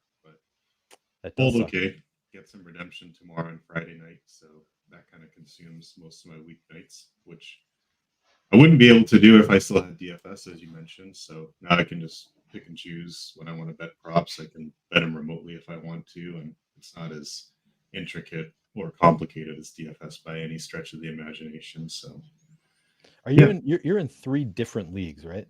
Or is it all 3 different leagues? Yeah. And Wednesday, Thursday, Friday night leagues for Ricky, aka Rfr3shhh. Good, you got the handle in there. I guess we didn't put the Twitter handle, which is the same thing. It says @Rfr3shhh with 2 more H's at the end, right? Yeah, because someone stole just the one that matches my screen name. Like, who takes that? That's like, come on, dick. Yeah, pretty rude to take Rfr3shhh. I just kept adding H's until I got a version that. So somebody actually sniped the double H too. Oh yeah, both are. Yeah. Man. But Fresh. So I say that you're a DFS OG. I feel like I've seen your name forever. When did you actually start playing DFS? Ooh, I probably made some toilet lineups, as we like to call them, like many, maybe like 2013, or like, just hanging out with buddies and clicking random players and not really playing that seriously. And then maybe a couple of years after that, maybe 2015, 2016, I started doing the nickel on FanDuel for baseball, and I started winning money in that. And I think that was my first bank for like $1,000 off whatever the entries was, like $7.50. I was like, oh my God, this is crazy. Yeah. And you kind of remember those, even though if you look back, they're like, oh, that's like whatever. But if you just remember your first couple of wins, right? Oh, absolutely. I mean, I definitely remember all of my early wins, like almost as well as my bigger win. It's like, man, it was just like, it felt life-changing to win $10,000. Was like, oh my God, I can't believe playing this silly little game. I just made $10,000. Like, I definitely remember those. And I think I remember that because I also think that I went directly. Like, I don't think I had any 4-figure wins before my first 5-figure win. So I think you just went right for the also makes it more memorable, was just getting, and then right to the milli after that. I mean, I had a 6-figure before. I had a couple of 6-figures before the milli, so not immediately there. Will is excited to see you here. He calls you the best mid-rounder in CS history. What does that mean? What does that even mean, Fresh? Honestly, I think that's somewhere between before the bomb plant, but after the opening duels. So I don't actually know, but we use a website called Leadify that kind of gives you these breakdown of your stats in game. And so to be clear, we're talking video games, right? Video game, yeah. CS is Counter-Strike. Counter-Strike, okay. We play almost on a nightly basis right now. You and Will do? Do you play Shady? Does Shady play also? That is the one FPS I have not gotten into because I'm too old for that shit. But they do play every night. Shady played some League of Legends with us. I play League with you guys. I'll play COD with you guys. Pretty much when we're not doing getting DFS, really old. We're a bunch of gaming nerds. DFS nerds and gaming nerds. Shady, Keith, I forgot to ask you, are you wearing your watch? I just remember because we're talking to Will here. You got the Millymaker winner. You have to be a Millymaker winner, right, to get your SaberSim watch? You do. If you win a Milly, you get a Rolex. I'm not. It's I've never been a watch person, but I have worn it a couple of weekends to try to bring some luck. And actually, I wore it the BBM for weekend, so maybe I should wear it more often, more nights to pull in that Rolex luck. Yeah, for sure. But I had to learn how to like take a link out of a watch, which is like not as easy as you think it would be. I have to like buy a special screwdrivers and shit, but now it fits my stupid ass wrist. Did they ever post like the ceremony? Like I know that when we were at they the filmed live it. So I assumed that recording was going to be like the first time that humans saw what I looked like who didn't know me. Yeah, but they haven't posted it yet, so you scooped them on that. Beat you to it, SaberSim. Eat that, Will. Yeah. I don't know. Andy has that footage somewhere. I think they had like 4 Milly winners in the last 3 months or something. So I think they're going to put a compilation of all those Rolex ceremonies together and do something. But are they going to have other ceremonies, or do they just ship it if they're not going to be like seeing somewhere? So I think they did a ceremony with one of them because they were at the FanDuel final. The other two, I think, are people who I don't know and I don't think they interact with regularly. So okay. Felix here, who won the DraftKings Millymaker 2 years ago, I want to say, says that he has fat wrists too. So also I have to take a link out, not put a link in, man. Other direction. Yeah, I'm the same way. I think I've got like not pretty skinny wrists here. I don't know. Maybe just regular wrists. Yeah. Do you know how this works, Fresh? Are you allowed to, like, if we're drafting from my account, like it's not going to cause issues to have you here from Ontario? No, he's good. He can even share equity if he wants. He just can't. Oh, he can. He can't. Dainty wrist guys. You're allowed to use brain power from anywhere in the world if you want to win a contest. Yeah. You just advise you to pick the best place. Yeah, picking the best plays. Well, yeah. Ricky, do you want to do one underdog? I know we brought you in. Largely, you and I were talking about doing some drafters drafts, and I know you can't draft underdog in Ontario, but do you have a preference? Do you want to have some equity in an underdog draft, or do you want to? Should we move over to? Do you have a preference, Ricky? Since you just showed up. I mean, I would say I'm a man of the people, and whatever they want to see, we can just roll with that. I don't have a preference. Will says, "Can you guys do some DraftKings drafts so I don't have to deposit on Underdog?" Yeah, we can do that. Will is the people as of right now. If anybody else has requests, we can skip over. But we can. I did pull up the DraftKings draft. We can draft against Will. So again, Ricky, if you're not familiar with the format on DraftKings, it is you need a tight end on DraftKings. So it's I guess you're playing on drafters, so you also need a tight end there. But it is you draft 12 total: quarterback, running back, 2 receivers, tight end, and flex. As you can see here, the first round, 6 players, just 1 advances on DraftKings in the first round. Same thing, second round, same thing, third round. It's all 6 people, and then it's 136 person final on DraftKings. I'm sure you remember the scoring on DraftKings, but it's full PPR. You get bonus points for 300 passing yards, 100 rushing receiving yards, all that kind of stuff. Same old DraftKings. That's pretty interesting, though. Just 1 out of 6 is tough to advance, and if you get too many games missed early, right? Like it is, yeah, it is very tough. Like you can't. It is tougher to do like the full bye week stack. All right, so we are in. Did Will get in? Will's not even in this draft with us. Is anybody else in here with us? Anybody who's watching the stream? Oh man, it's a 2-minute countdown on DraftKings. Didn't realize that. That's could be a while. It's just 2 minutes to the start. I still think it's a 30-second timer when you actually. Oh yeah, no, it is. It is once you start. Yeah. Okay. I have go ahead. Basketball game starting here in 20 minutes. Sorry, Vaporware. Vapor is a big underdog drafter. Oh, he's doing a $3 drafters draft though. Anyway. All right. Will says that he clicked at the exact same time as us, but what you're not factoring in, Will, is that you are the stream is probably like 5 seconds behind. I feel like generally than from when we're actually talking. So, but it seemed like there was time. I don't know. Whatever.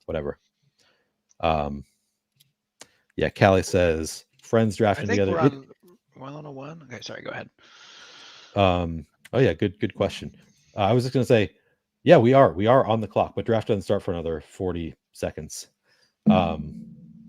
I think that is true. On DraftKings, friends drafting together probably is plus EV as long as you're staying in your own lane.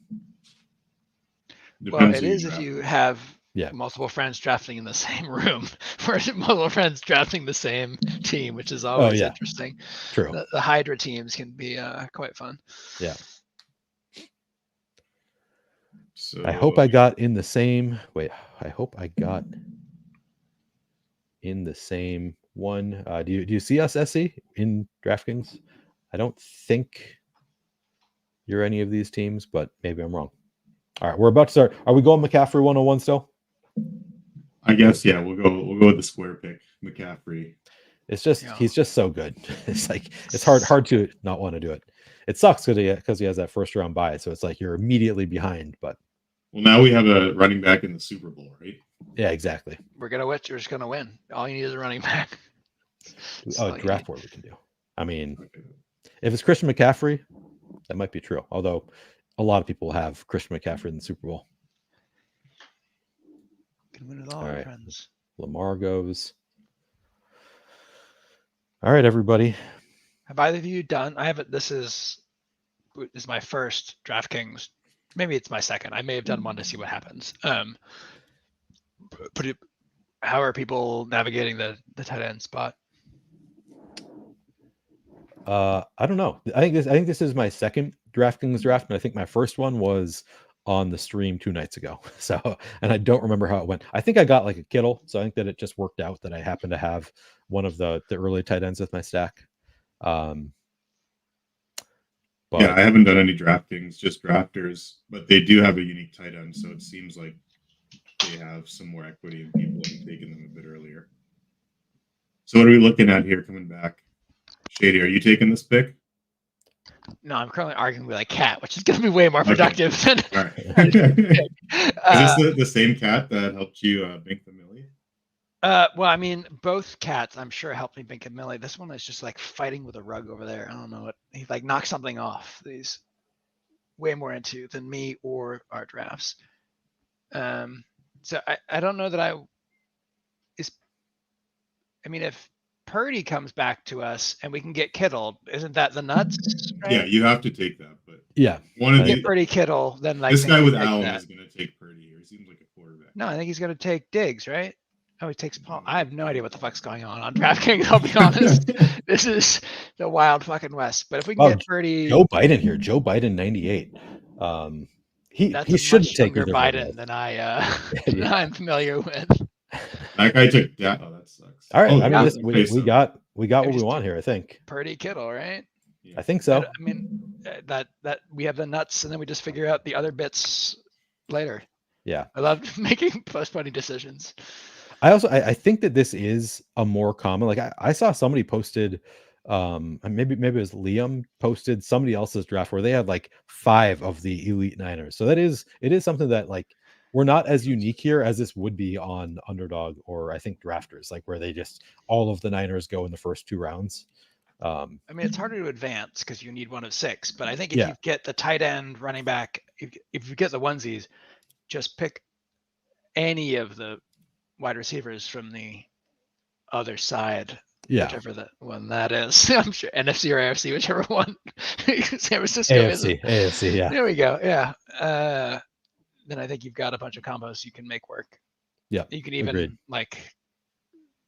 grab a Juwan Jennings or something later if you get stuck with solos that you want to pair with. Yeah. Yeah, I guess we do need 6 for the Super Bowl on DraftKings, not 5, but yeah, we can. Yeah. I think 5 wins if it's someone was mentioning this earlier in the chat. I think you would if you get double bye weeks. I think 5 is fine. If it's double bye week, yeah, agreed. And even single bye week. I don't know if that's. I guess it's only 136 person final on DraftKings, I believe was the number. So much more live with missing a player than Underdog. All right, what are the let's see the AFC teams available. So we have, I mean, we can clearly see Kansas City is there. Buffalo. I mean, there's Cooper and Njoku, which is I was just gonna say that too. We could. All right, so I've been like a Cleveland. Oh, we're on right now. We also do need that first round tight end. I mean, I like it. Cooper and Njoku, can't go wrong with those. I'm good with that. I think that it's a likely enough Super Bowl team. Like they're not like really high likelihood of Super Bowl, but I feel like this is a team that's been pretty damn good recently. I mean, otherwise you're going like what, Kincaid, or I guess like Rashee Rice is fine if you think the Chiefs are going to win. But I would have gone Rashee Rice if Pacheco was still available there too. I guess we could have done it anyway. Yeah. Oh yeah. I guess someone took Pacheco right before us because he was there. A second ago. So. Right. And I honestly don't know that the Chiefs, like they clearly, I think they have better odds than the Browns, and I guess we can take a look at this site. So this has the Browns with a 9% chance to make the Super Bowl, the Chiefs with a 9%. So they have it with the exact same odds, Chiefs versus Browns. And of course, this is just one site. You can, decide for yourself whether you agree with these odds, but based on this site's Sims, right? I don't know what their methodology is, but so now we need one more receiver from San Francisco or Cleveland for a full Super Bowl there. And then obviously we still need to figure out what we're doing as far as getting through the first round. Yeah, so I guess Elijah Moore would be. Yep. Late round, Juwan Jennings. On San Francisco. Yeah, I think it would be Juwan Jennings. Because you can probably get back like whoever's left on San Fran way later, right? Yeah, agreed. Interesting. Go ahead. I was gonna say we can also try to start building up for another AFC team, so like 2 potential AFC Super Bowls. We've got the 3 San Francisco pieces. I guess if we add in Juwan Jennings late, we would have 4, and then just need 2 from. Yeah, I've been doing that a bunch too. Like you kind kind of stack one of the conferences and then just take like 2s and 3s from teams from the other conference and hope that at least one of them makes it. So who's up on the board, or who's on the board still that we could? I mean, it looks like we could do. Is Mostert still there? It looks like we could do like Mostert, Waddle. Mostert is still there. Wilson sort of deal to try to grab that side. I don't hate that. We also have Jerome Ford there. If we want to continue building out Cleveland. Yeah, I don't mind that either. You think there's any chance that Waddle falls further? Like if we do both of those running backs? I know you can only score from 2 running backs. Is it a hot take to say that even if we ended up with Kareem Hunt later, it wouldn't be that much of a difference than Jerome Ford right now? That's fair. So do you want to go Mostert and Waddle? Yeah, I think I prefer that. I'm good with it. I'm nodding in agreement, which is super useful. Yeah, I can't see you right this second, but yeah, but I could feel the nod. We need a first round quarterback, and we got the first round tight end. We always got Flacco is probably still available, right? Because we get more on Flacco later. Flacco is also there, so we can get one of those two hopefully coming back to us. Sometimes in these, I feel like I just have to reach for somebody just to like not get tilted when someone takes Flacco with no other Browns or something like that. Yeah. Yeah, DraftKings especially, from my understanding. I haven't played a bunch on here, but I've been reading into the tilt leaves that people seem to get giga sniped on these. One thing I was going to say with the Chiefs and Dolphins is it seems like Circa is, I was looking at some of the betting odds earlier today, and Circa is hanging the best line in the industry on Dolphins money line, so they must be feeling pretty confident in the Chiefs side in that game, at least the money line. And I guess the total has crept up, the spread's crept up to like 4.5 now, and I think it opened, well, depending where you look, but somewhere between like 1 and 2.5.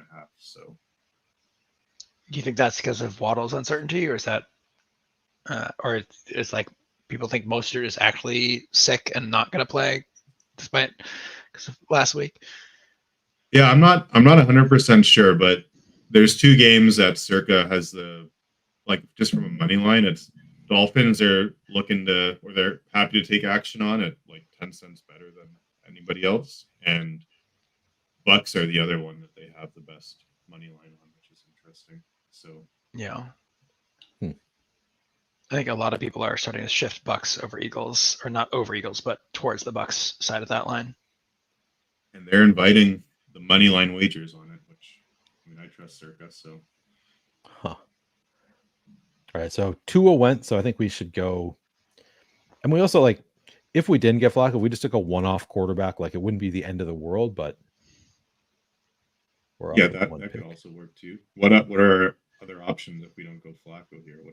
I would assume Baker would be available. We have Stroud is usually available.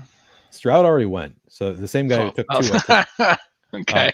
We could go Flacco Ford. I think we want to get it. We want to get a quarterback, I think, before we get DraftKings. Yeah. So Flacco, what do you think of taking Flacco Ford here? Like we have Mostert for the first round, but maybe just a little bit of extra insurance of having. We would then have 3 quarterbacks, but I think that or running backs.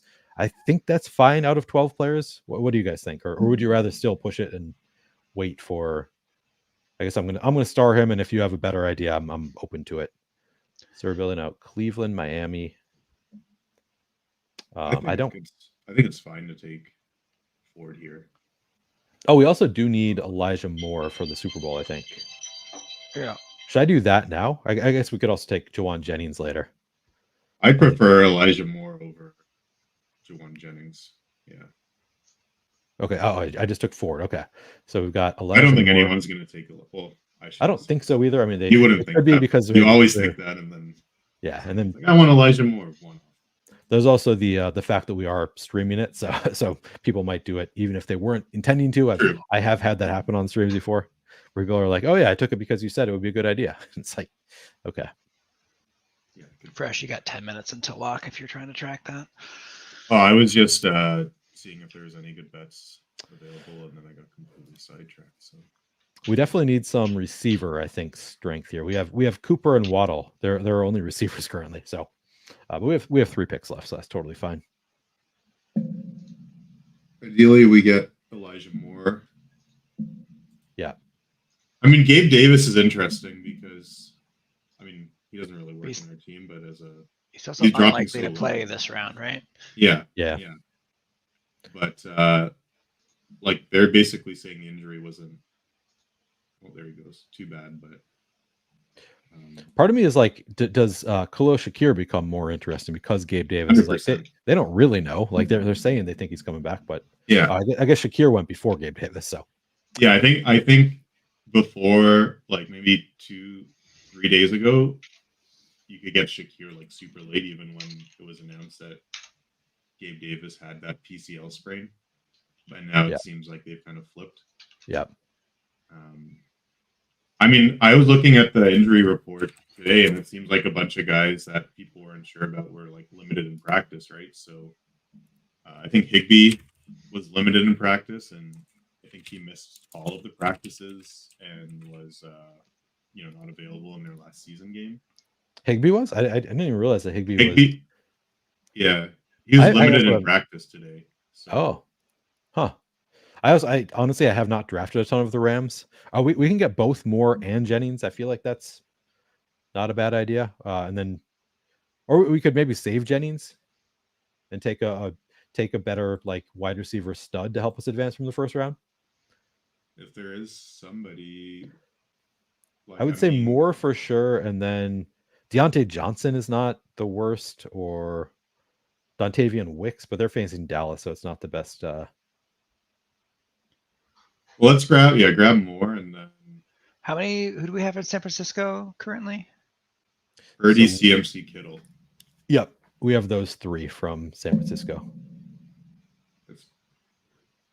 So we could probably get Jennings' last pick, I would say. Yeah, I don't know how it works on DraftKings. I mean, the hard thing is I just don't know who else I like better at wide receiver here. It's like there's no. Jameson Williams would be for a one-off.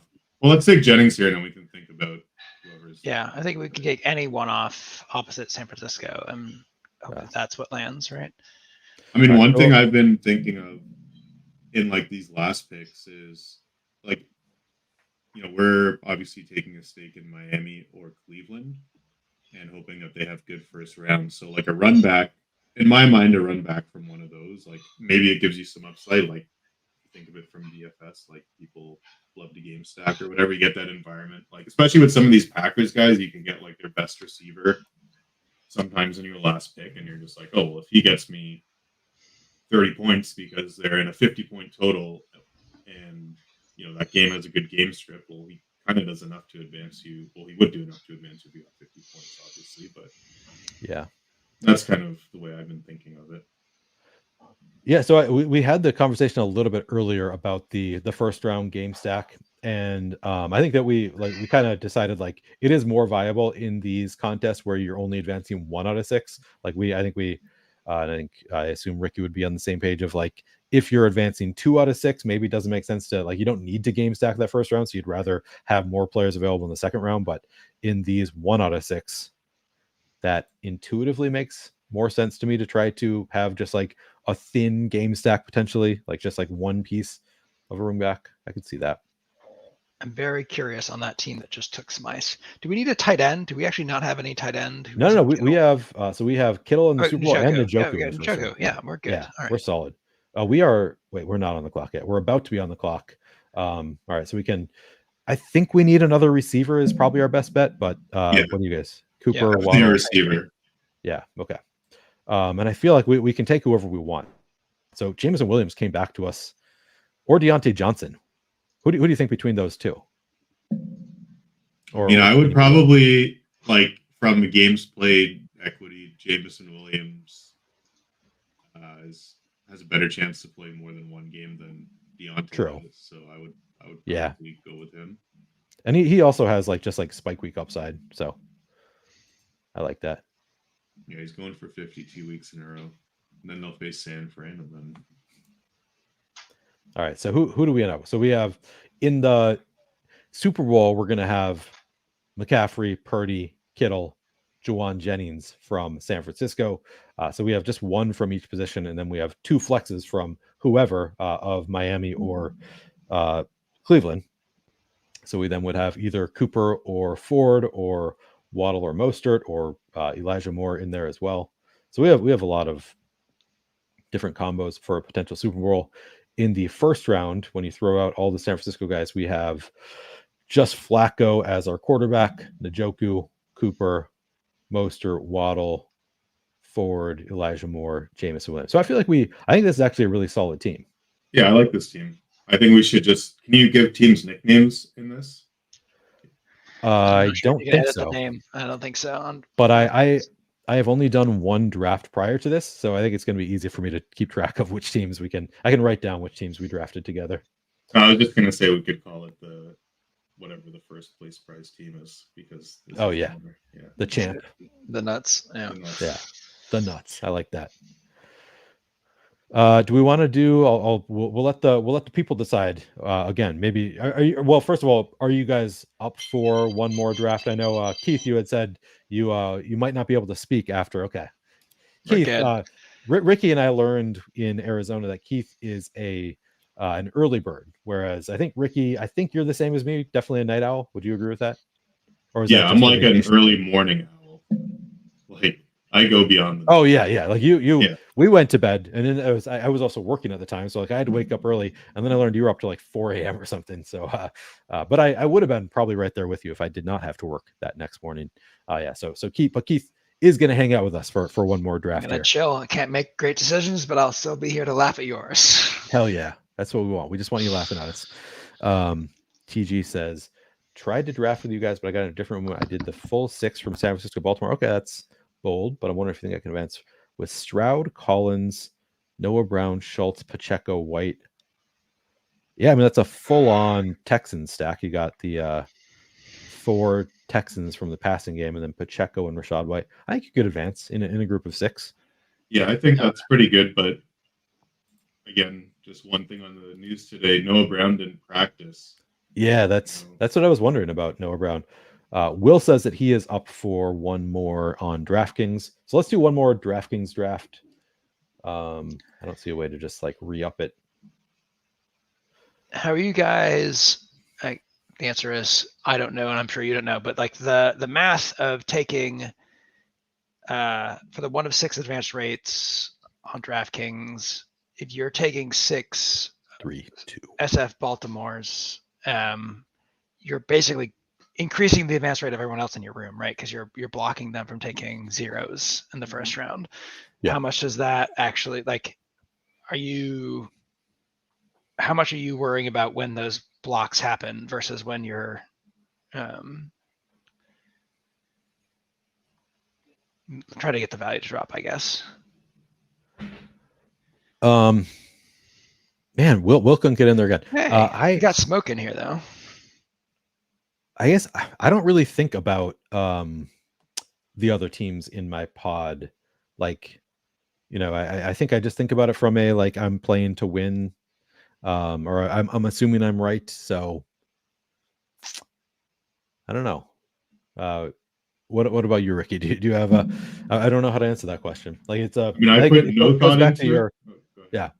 I was gonna say it goes back to your old "it depends" answer, like it, kind of monitoring what is happening. But I think I also might just not understand the question completely. I haven't given it any thought because I can only do drafters, and it's cumulative. Yeah. Oh yeah, that is very different. They put Spencer. Is that Elusive Smoke? Is Spencer? Yeah. TH 1800. So is he also in our draft? Is he multi-tabling TH 1800? Yeah. He's the 3rd pick. Yeah. Oh, we have the 5th pick here, so we're gonna have a very different draft here. All right. This feels like a Debo Purdy team to me. Maybe. Depends on what the room gives us. Could be a Lamar team. I wouldn't hate that if we start building out a. I think I have 0% Lamar so far, and not because I dislike him at all, just because of the priority I put over San Francisco. I think it's much easier to build out the other side of San Francisco teams compared to Baltimore teams. Baltimore, I loved drafting them so much early on because you could basically take Lamar early and then whoever you want later. Like a couple of rounds later, you can take Zay Flowers, and then after that, it's just like you wait. Brandon asks, have you went over any strategies on drafters compared to DraftKings and Underdog? We have not tonight. I did a couple nights ago, the stream for a couple nights ago. I did a little bit. Ricky was in chat talking with me a little bit about those strategies. We have had conversations about it. I also did a here. I'm going to wait till after our pick to go find it, but I've written a piece about drafters and the approach on drafters that I will put into chat, so you can go read that on Stochastic. All right, so I'm okay with any of these options. You can do either Lamar or Debo, I guess, depending on. Yeah. Well, we have to see what Curtis. Oh, we have one. Okay. Oh, he went Amon-Ra, so we could. Should we go Debo and assume that this person is not dumb enough to go? I think he's a smart guy, right? So he's not going to go Lamar and Purdy. So we could go Debo and. Let's do it. Yeah, we can take our preference of that side. I think that's right.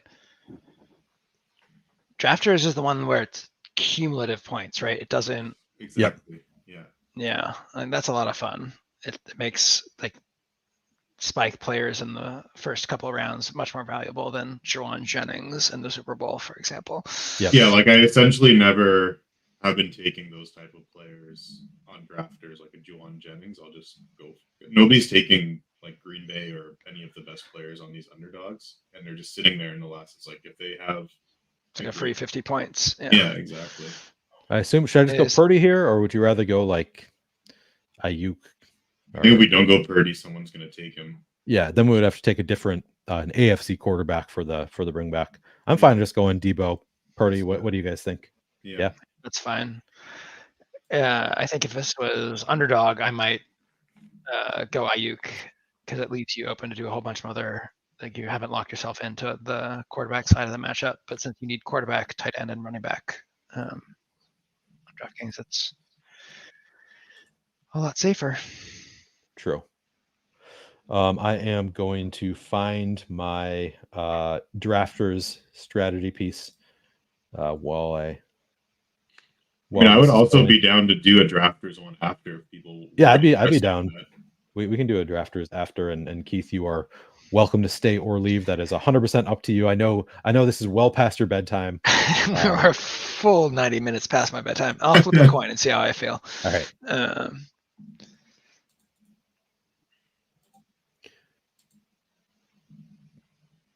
All right, I am going to throw this into chat.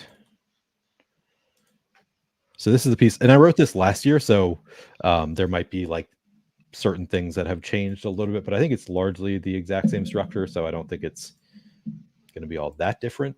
Yeah, I just threw my drafters written piece. Okay, it is almost our turn again. I feel like we have Kittle just be there, right? Yeah, Kittle's just going to hand himself. That'd be amazing. We have two more before us, so it's not a. I guess we don't have the running back, which makes it less nutted. We have to get Mitchell eventually later. Glad to hear you're on board for Mitchell later.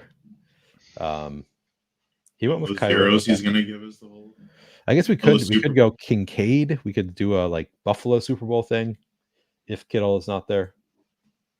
So we got some options, and obviously that's assuming we want a tight end. I know Elusive Smoke took Lamar, so he's going to want Zay Flowers, which I'm okay with letting him have it and not trying to do the double bye week thing. Unless you guys would rather do it. All right, so we could just go Kittle. I say we take Kittle for sure. Then he's probably going to go Flowers and likely. You would think that would make the most sense for him. He is a Sabersim logo, so he's probably not an idiot. Yeah, and people know who he is.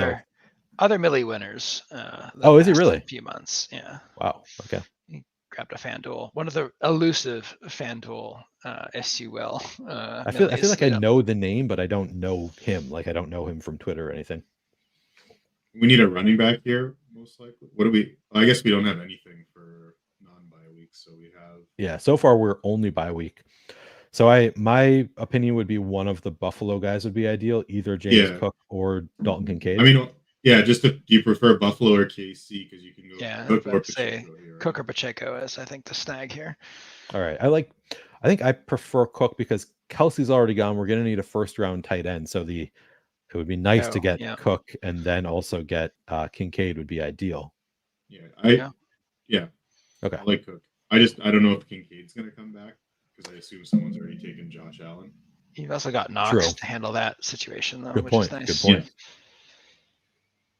We might want a better first round, but also Kincaid is like not quite as strong, I think, since Knox came back. Although he had a big game last time out, so maybe they're starting to use him more. For a little while, it was looking like Knox was just killing his value. Oh, hopefully that guy didn't hear what we were saying about who he was going to pick, and he's obviously going to take them because he's not an idiot. Yeah, but now he's got Josh Allen with 0 Buffalo pass catchers, but he's got. Well, someone took Diggs. Elusive Smoke took Diggs after. Yep. Huh, that's sort of surprising that Elusive Smoke went Lamar and then Diggs. To me, still got Zay Flowers, which is nice. And then Gibbs from the NFC. It was likely. I mean, this guy's going to get Rfr3shhh here if he wants him, which is a good KC team. Yeah, that's a strong start there. Now building out for a second NFC. Yeah. I wonder if TH is in chat. He's got the stochastic logo, which I think makes it a little bit more likely that he would be watching one of my streams. We have a TG, but not a TH. He's in this draft and Will's draft. So that's true. Good point. They're ripping a bunch of drafts, regardless of what they're doing. Yeah, so probably not listening closely to the stream. All right, he did go there. That hurts a little bit.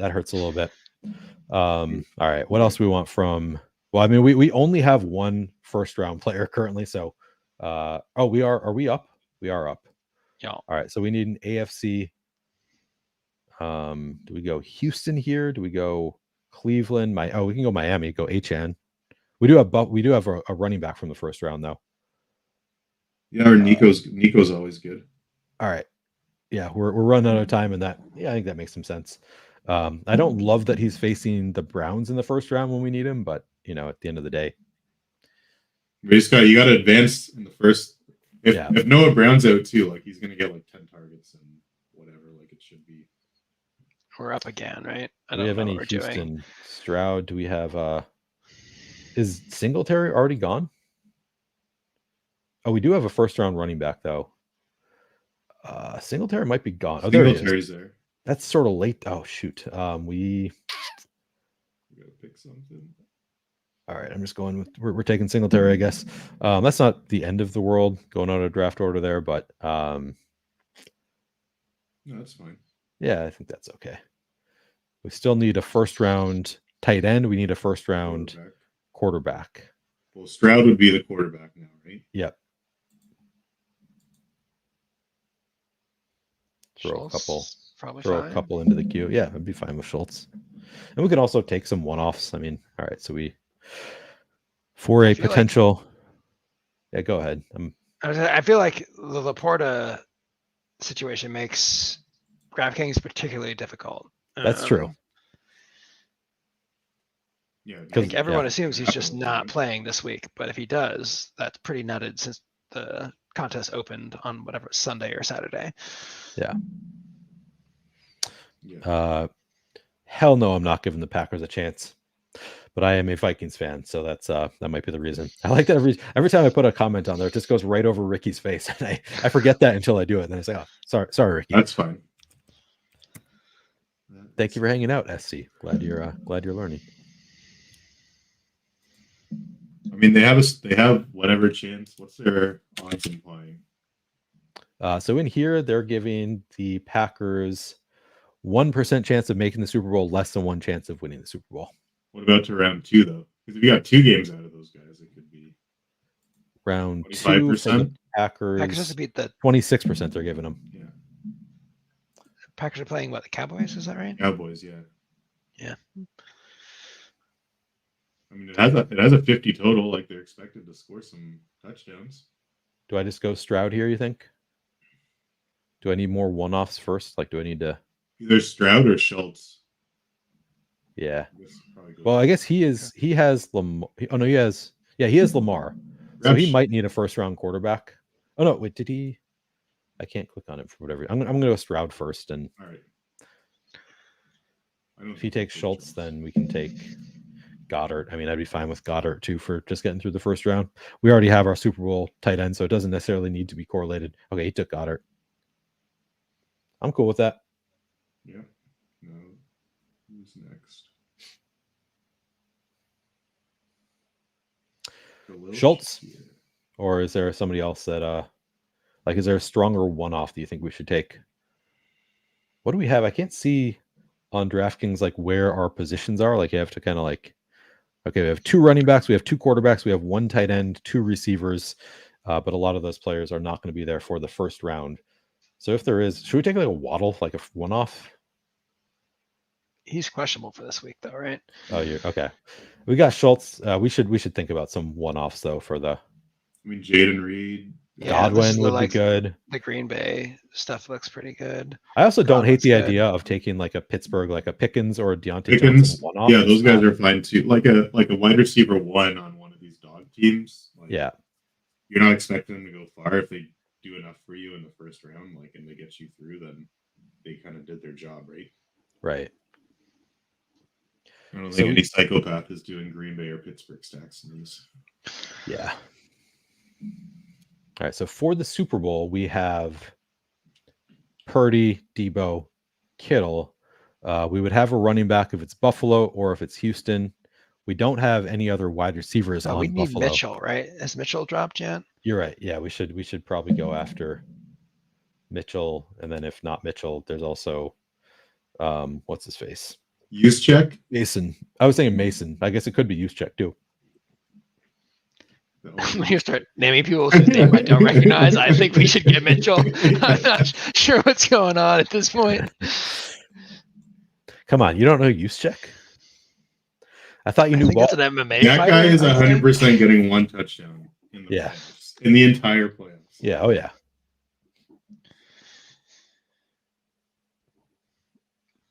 Yeah, we could go. I think Eli Mitchell makes some sense here. Or we could go with one of. We should maybe get a better receiver first. I feel like Mitchell is probably going to come back to us. I also draft board. I can see. So he doesn't have anybody from San Francisco. So Mitchell's probably coming back to us, I would guess, assuming that he's a rational drafter. So how would you feel about taking like a Godwin or? Yeah, Godwin's fine. Rita's fine. Pickens, all those guys are. You know that Godwin has been crushing ever since his wife complained about not getting enough passes, right? I did not know that. That's a real thing. That's a real narrative. Thing. Yeah. What if she complained that he's getting too many passes now? They would stop throwing to him, I'm sure. All right, so you take Mitchell here or Knox. I don't know. I think Mitchell over Knox. Like I don't know we actually need Knox at this point, although we do probably want another Buffalo piece. I am not very good at navigating DraftKings best ball. is a disaster to navigate. I say let's take Mitchell here just to secure the running back in the Super Bowl. And then let's see if I can figure out. Okay, search by player name. You can't search by team name, which is really irritating. Yeah, and also so they don't show if the player's already gone. So it looks like Gabe Davis is gone. So show drafted, the toggle up right above you will show everybody. Yeah. Okay. The answer wants us to take Shakir. Well, I don't think Shakir is gone. He's already taken. Okay. Yeah. So I guess we keep Knox in the queue for a potential. All right, so now we have 4 San Francisco pieces. So that feels a lot better for the Super Bowl. We've got Purdy, Kittle, Debo, and Mitchell for the Super Bowl. So we have 1 from each position. Then we just need 2 need to advance this week, I think, is our. Yep. So we've got 2 flex. Stroud, Schultz, Nico. Yeah. Knox probably makes sense as like the next best flex from Buffalo, unless you can think of a better one-off. Like you don't think like Latavius Murray or playoff Lenny is better, do you? Or do you? I guess it would be in the flex, right? Yeah, so we need one more flex player from Buffalo to fill out a full San Francisco Buffalo Super Bowl. We already have a full Houston San Francisco Super Bowl filled out. I mean, I would say I probably prefer Knox over those guys, but it's not that big of a gap either. So yeah. I'd probably go Knox. At least All right, he doesn't have to fall into the end zone to. I think I also feel Knox here. Yeah. You don't need that many things to go right for that to be the right move. Yeah. All right, we're going Knox. So now we have a full Buffalo San Francisco Super Bowl, a full San Francisco Houston Super Bowl. We could just take a one-off here if we wanted to. Like either bolster week 1 maybe, if that's possible, or yeah, because we do have 4 San Francisco pieces, so we are a little bit thin for week 1, only 1 of 6 advancing, but what do we have for wide receiver? So we don't have Debo for the first round. In the first round for wide receiver, we just have Collins, Godwin. Is that are those our only wide receivers? We probably need a wide receiver. Yeah, Pickens it would be good. It is. That would be the game stack with Buffalo. So we'd have a mini game stack there that you're losing at least one piece then after the first round. Do you prefer Pickens over Deontay Johnson if we're going that route? I guess Pickens just went, so we don't have to worry about it. I think I actually like Deontay Johnson. Yeah. For DraftKings, I think I prefer Deontay Johnson as like the PPR guy, but yeah. But yeah, I think you're right that it's basically just a coin flip. Or Noah, I guess Noah Brown is potentially injured, but he would be there for Houston with our Stroud stack. Yeah. Or Mechie. I think Mechie only works if Noah. It's kind of a right. Like if Brown's in, then Mechie's probably not going to do anything. But yeah, I think that's probably right. Well, we went Deontay Johnson because I ran out of time, and I'm fine with that. Happy with that. Just get us one of those 10 catch, 100 yards, and 2 touchdown legacy games. Exactly. And lose. All right. There you have it. I think it's after it grows, it's going to refresh everything, so I'm not going to start going over it just yet. We got some solid teams drafted. That is such a sweat, though. 1 out of 6 in the pods getting through is pretty tough. It's tough, yeah. And then Underdog is 2, right? So Underdog is 2. Makes some of them easier. Some are 2, some are 1 of 6. You have to actually look at the structure, but they've put it in the contest title. Will, I agree with you. Also, feels more mainstream than a lot of Will's music tastes. Shakira is, about as mainstream as it gets. I feel like Will is not always the most mainstream music tastes. I mean, he's very mainstream if you're like 17-year-old and love the boppins. That's true. That's a good point. Less so if you're in your 40s and are looking for a jam. Yeah. All right. I mean, this is so we got from San Francisco, we got Purdy, Debo, Kittle, and then we pulled up Mitchell pretty late. Oh, we didn't even think about Jawan Jennings, but I don't think we needed to. So we have 4 from San Francisco that are not going to be there for the first round. In the first round, we have CJ Stroud, Dalton Schultz, Nico Collins, James Cook, Devin Singletary, Godwin, Knox, and Deontay. I actually think that we have a pretty strong first round team. It's not like the most well constructed lineup, but I think it's constructed well enough. Like it's not one of those like we only have players from 3 teams that it all came together perfectly, but I feel like we pieced it together well enough, threaded the needle where it's like this team could get out of the first round and it could also be live in the Super Bowl. What do you guys think? How do you feel about this lineup? I mean, Houston, they're always exciting, right? Houston to spike, right? And they were good. Yeah. That's all it needs. Yeah. That is the tough part is Houston and their play. We're relying on a lot of Houston pieces against a really good Browns defense in that first round. So that's sort of a tough thing. But if this lineup can advance, I think it'll be if Houston can pull off the upside, this will be a very strong lineup, I think. What is we get the dome boost though, right? We're playing in is that right? It was in Houston. Is that right? I think that's right. Wait. Yeah, they're in Houston.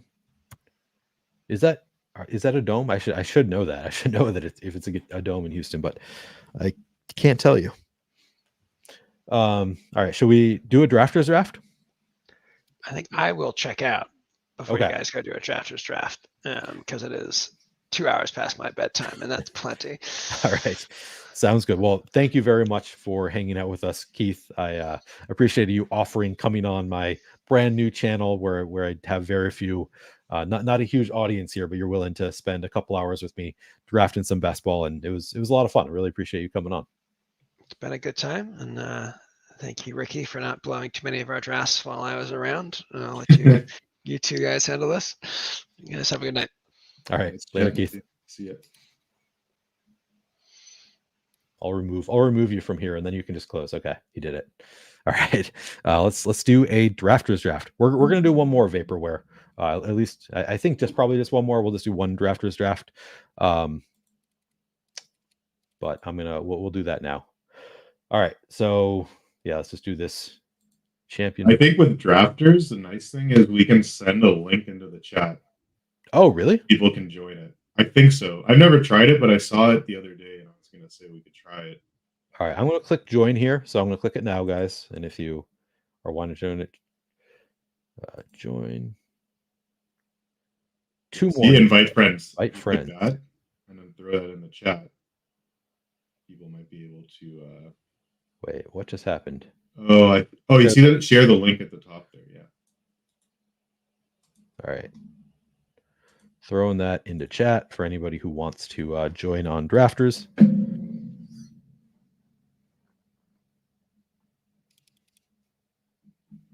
Yeah, it is a cool feature. I don't think the other sites allow you to do that, right? Not as far as I know. They also, I think the other sites just fill quicker. Yeah. Quicker. So it's, yeah. Drafters is like, what can we do to get people to fill up these contests? All right. Now this is where you were directing me yesterday, and I didn't know it was you yet at the time, Fresh, because I didn't know your last name. Oh, here we go. So if you do what I said yesterday, it doesn't give you that prompt, so you have to keep refreshing the page. But okay. If you just wait in the lobby, you should get that prompt, and then you can hop in. So it sounded like Keith was on the same page as us about like you can draft like better one-off players in drafters. I'd say that is the biggest difference in strategy for drafters. Would you agree with that? It's just like taking better one-off players instead of like really focusing on all the pieces you can get in the Super Bowl?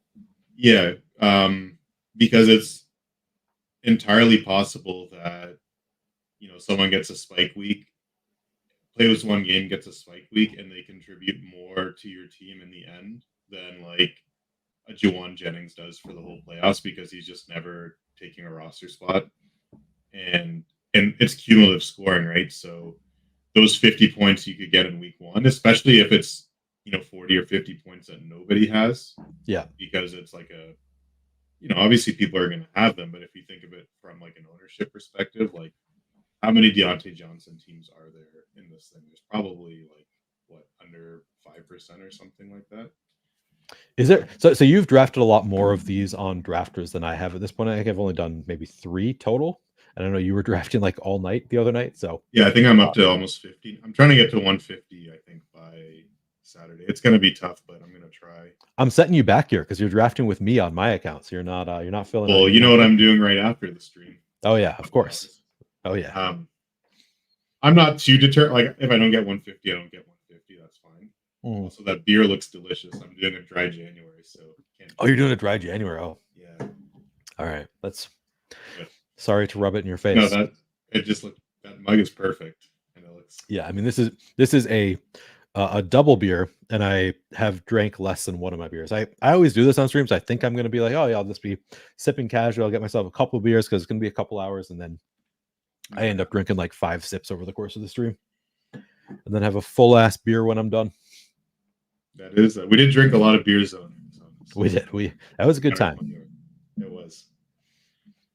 So, go ahead. I was just saying, when you think about it, if only I had been laid off a couple weeks earlier, I could have been out late with you. Yeah, you would have been out late night. Yeah. All right. So you have a better feel for these drafters drafts than I do. Do you have a like? Do we still go San Francisco here? Would you rather go like Tyreek Hill, go for the big spike week round 1? What do you think? I still like Devo here. So Yeah, I'm just not like as inclined to go like super deep in the Sanford. Well, you can't really like. I bet you like Purdy, Ayuk, maybe Kittle. Maybe we get a double up on San Fran, but it's entirely possible that they're all gone. They're just all gone by the time I get back, and then like whatever, you have them, and they're there, but you kind of build out after that, and hope you get a bunch of points out of whoever you took. I have been doing drafts where they could be there, and I don't even take them though. Just like go for an onslaught team of whoever. And the other thing is, that guy went Ayuk and Allen. So now this guy is going to take Kittle, I would assume. Yeah, because he's got Purdy, you would think. So like if Hill's there, I like Tyreek. Or Diggs is out. Oh no, that guy took Allen, so I'd be less inclined to take that. So yeah, to me, it's probably just one of these first two, is whichever one he leaves us. But yeah, we can figure out who he has. I mean, Kelsey would be an option if he took Hill, so he is not taking. Okay, so now we take Kittle. Yeah, we just go with the double, and then we'll build out the AFC. See what comes back to us. Yeah, because Kittle is more valuable here because you need a tight end too. Exactly. Yeah. So that's. I'm surprised that I thought one of those two guys was gonna do the double up. Me too. I thought for sure they would. And also one difference with drafters that probably isn't done so much on Drafter or DraftKings or Underdog is the 1 QB teams. I don't know if there's many of those. I mean, I'm just speculating, but I've got a bunch of 1 QB teams. I thought you were telling me that you were like coming around to like you weren't sure that is the correct approach. Yeah, I don't know if it is, but sometimes it just feels like the team is better just with the 1 QB than like just taking a random QB at the end. Sure. Like uncorrelated if you can't get it. So I do end up with 1 QB, and I think it's perfectly fine. Yeah. Yeah, I think I'm totally fine with 1 QB in these two. All See, right, if we didn't do the double on San Fran, like the Hurts AJ Brown could still be fine in this if you get that. If that's like but I mean, there is a Mahomes Rfr3shhh maybe. Yeah, that's exactly what I was thinking. Is that would be Mahomes feels obvious to me here as the. I think we take Mahomes just in case one of these guys, and then we get either Rice or Pacheco ideally. Yep. Same boat. I don't think these guys are going to take them, but yeah, this is a little bit kind of a wild card here, I'd say. Yeah, I mean, like this guy has well, he took Cook. Maybe they're just going to spite each other. Maybe.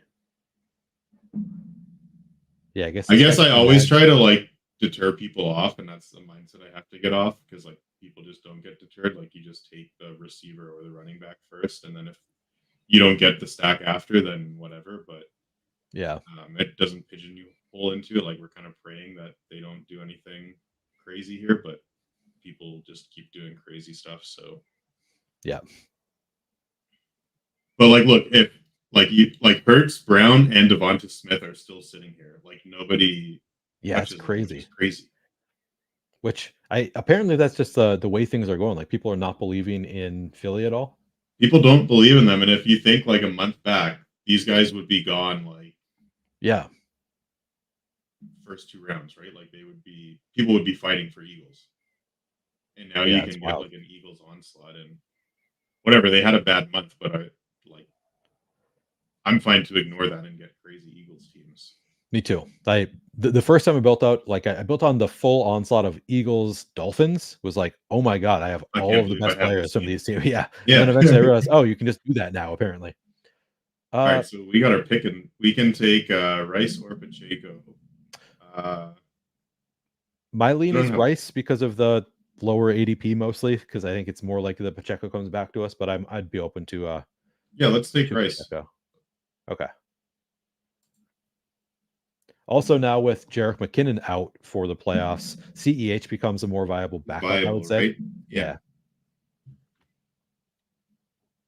I like it. I like the way this is shaping up, to be honest. Yeah, it's a good start. Like we don't have a first round tight end at this point. We don't have I guess we just have Mahomes and Rice currently for the Pacheco went right after us. Right after. Yeah. To the person that it makes the least sense for. I don't know. That's whatever. That's fine. You just have to work. I guess if he just thinks Pacheco's good, then whatever. So this one we can click on the team. You can do the team filter. You can't type in the team, but they have a drop down.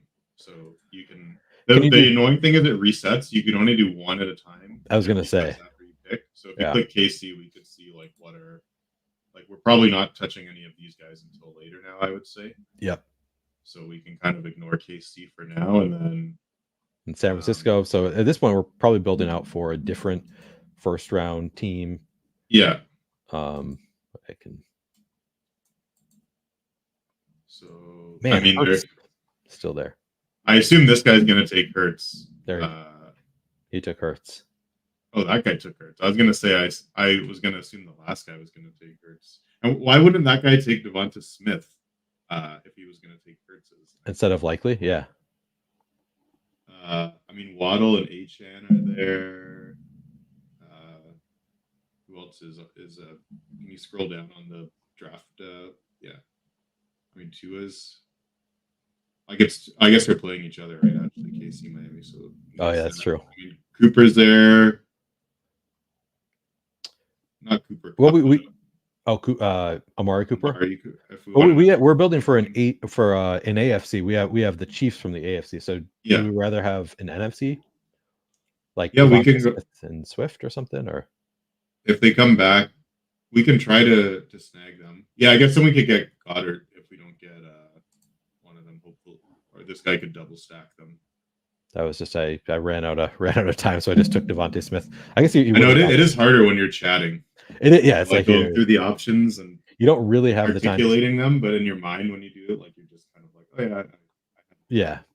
It's much easier when you're not streaming, but still fun to talk through these things, and sometimes they come together okay. So I feel like Swift or Goddard now build out the KC with San Francisco and also Philly for.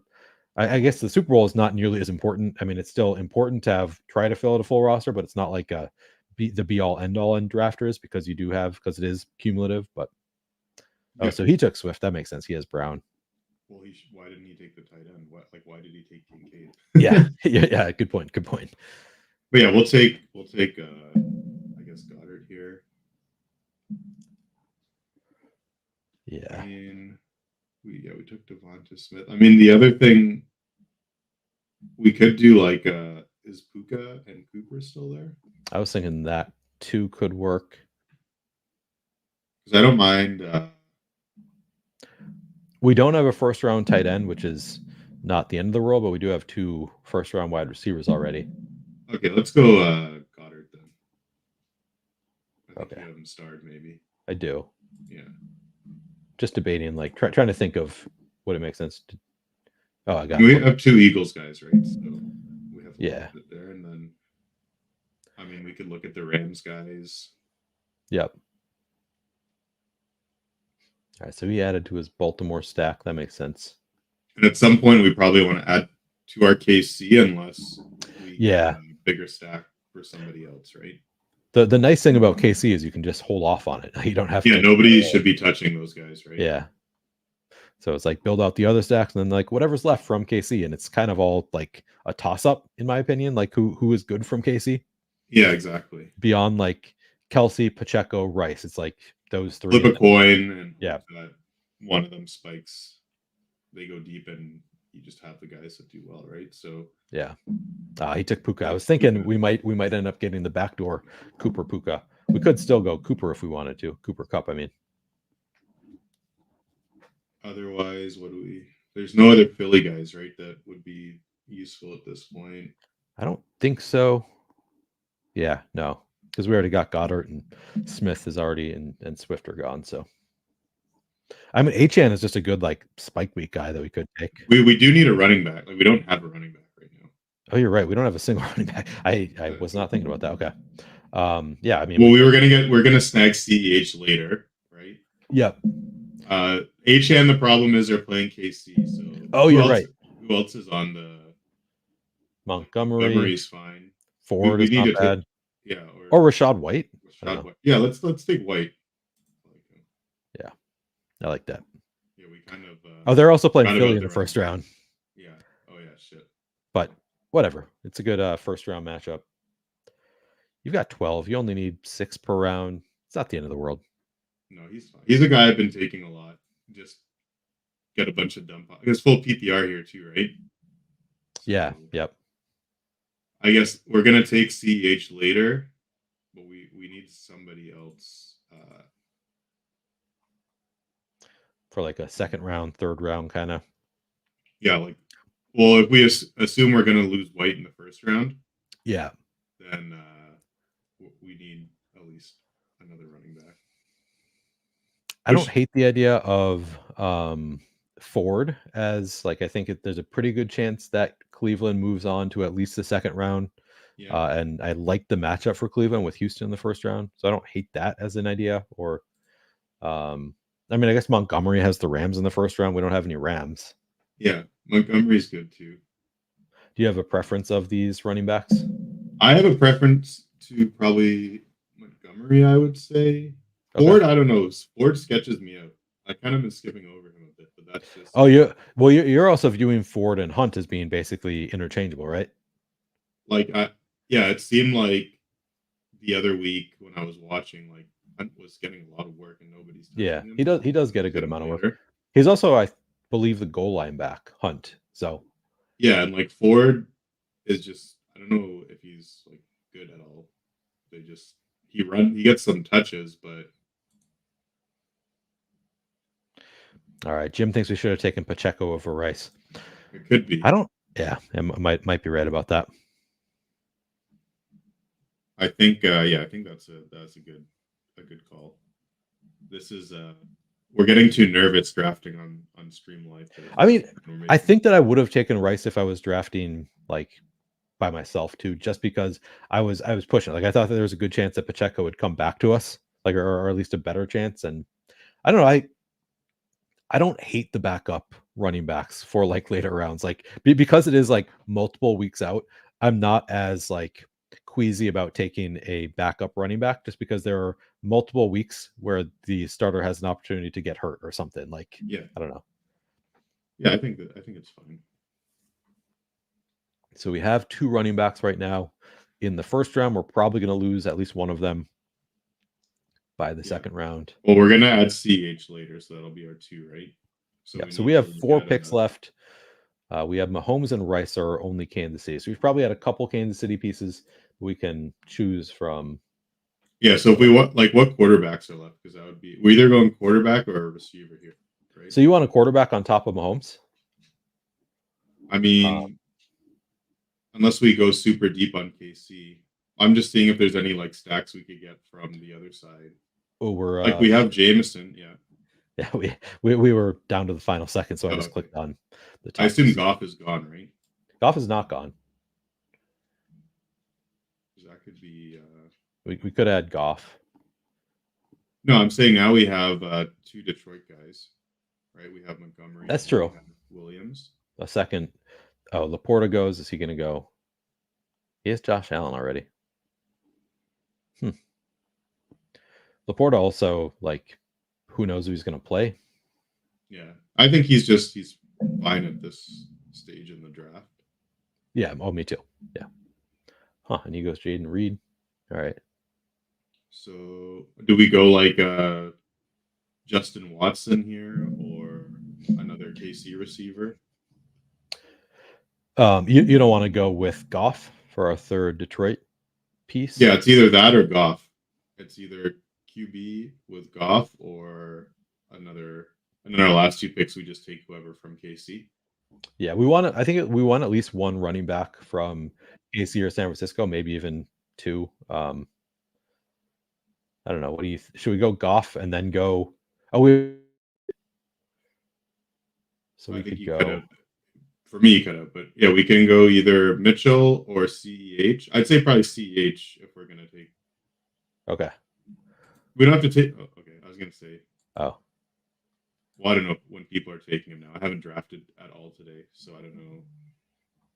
And then we can go like Goff or somebody on the way back, or we can go Justin Watson. I mean, who are the Justin Watson? There's Richie James, Justin Ross, Mecole Hardman potentially. I guess I can pull up Kansas City. Sky Moore. I think he's out for the year, isn't he? Out? Oh, he's done. Okay, so I missed that. MVS, I guess, theoretically. MVS. I mean, all these guys, it's like flip a coin, right? Like, yeah. Probably Justin Watson. I mean, Tony gets a bunch of chances, but he just sucks. Yeah, he does. Like, do you want to go Goff here and then pick a KC guy on the way back? Like, yeah, I'd be fine with that. Or San Francisco if we want to add. Or we can add Elijah. Yeah, let's just go Goff. Oh, yeah.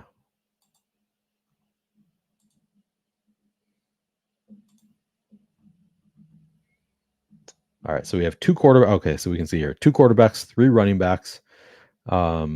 And we are, all of those are in there in the first round. We are missing Debo in the first round. So in the first round, we currently just have Rice, Devontae, and Jameson Williams, and then Goddard, our only tight end in the first round, which is fine. So I'm thinking a receiver here, probably. Do you agree with that? Yeah, probably a KC or Detroit receiver. Yeah. Who like we could go, like Watson or Tony, or we could go with like Josh Reynolds or whoever's left. I mean, I prefer the KC side. I think I do too. Because we're building up for Kansas. I think Kansas City, San Francisco is our most likely Super Bowl here. So I think a KC receiver makes sense. Do you have a preference? Is it Watson for you? I mean, he's the likeliest, probably. Yeah, I guess. I don't have a preference on any of these guys. So anybody that's not Kadarius Toney. All right. There we have it. There is our team. So we got potential Super Bowl of, and this is not all about Super Bowl. We have Mahomes with CEH, Rashee Rice, Justin Watson, and then if Kansas City faces San Francisco, we would then also have George Kittle and Deebo Samuel. If they face Philly, we also have Dallas Goedert and Devontae Smith. So we have multiple outs there. And then also, if they play Detroit, we won't have a tight end, but we would have David Montgomery and Jameson Williams. So we built out a lot of potential Super Bowls as long as Kansas City gets there. And then almost everybody, we only have 2 players that are out for the first weekend, Kittle and Deebo. So I think this is a good enough team. I don't hate it. I think we definitely made some mistakes, but yeah, it's still a fine team. It's correlated. It has a reasonable way to get points. But that was fun drafting.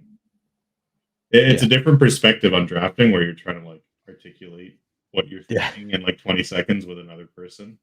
Yeah, and like, it is tough. I don't have a ton of experience with the streaming, and especially streaming with other people, where it's not just like, okay, I'm going to explain what I'm doing and why I'm doing it, as opposed to like I want to like go back and forth and like have a conversation about it. It's like you only have 30 seconds, and there's also the like you don't want anybody else. You don't want to talk about it too much ahead of time, because then anybody who's drafting with you and watching the stream is right. So it's a little bit of a tough needle to thread.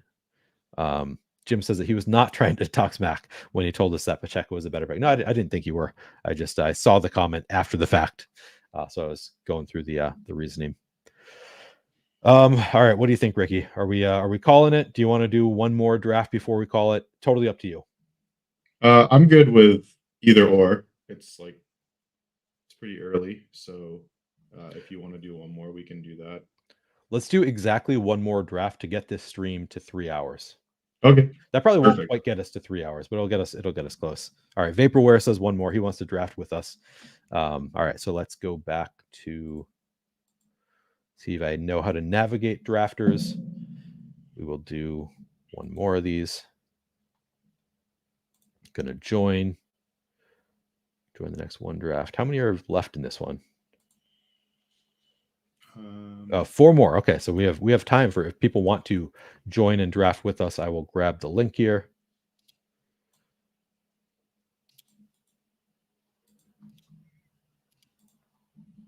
Does it kill you that I do the like full like grab it and copy instead of like I'm sure there's a way to like just 2-click it to copy it, but I have no idea. No, it doesn't. Yeah. It doesn't.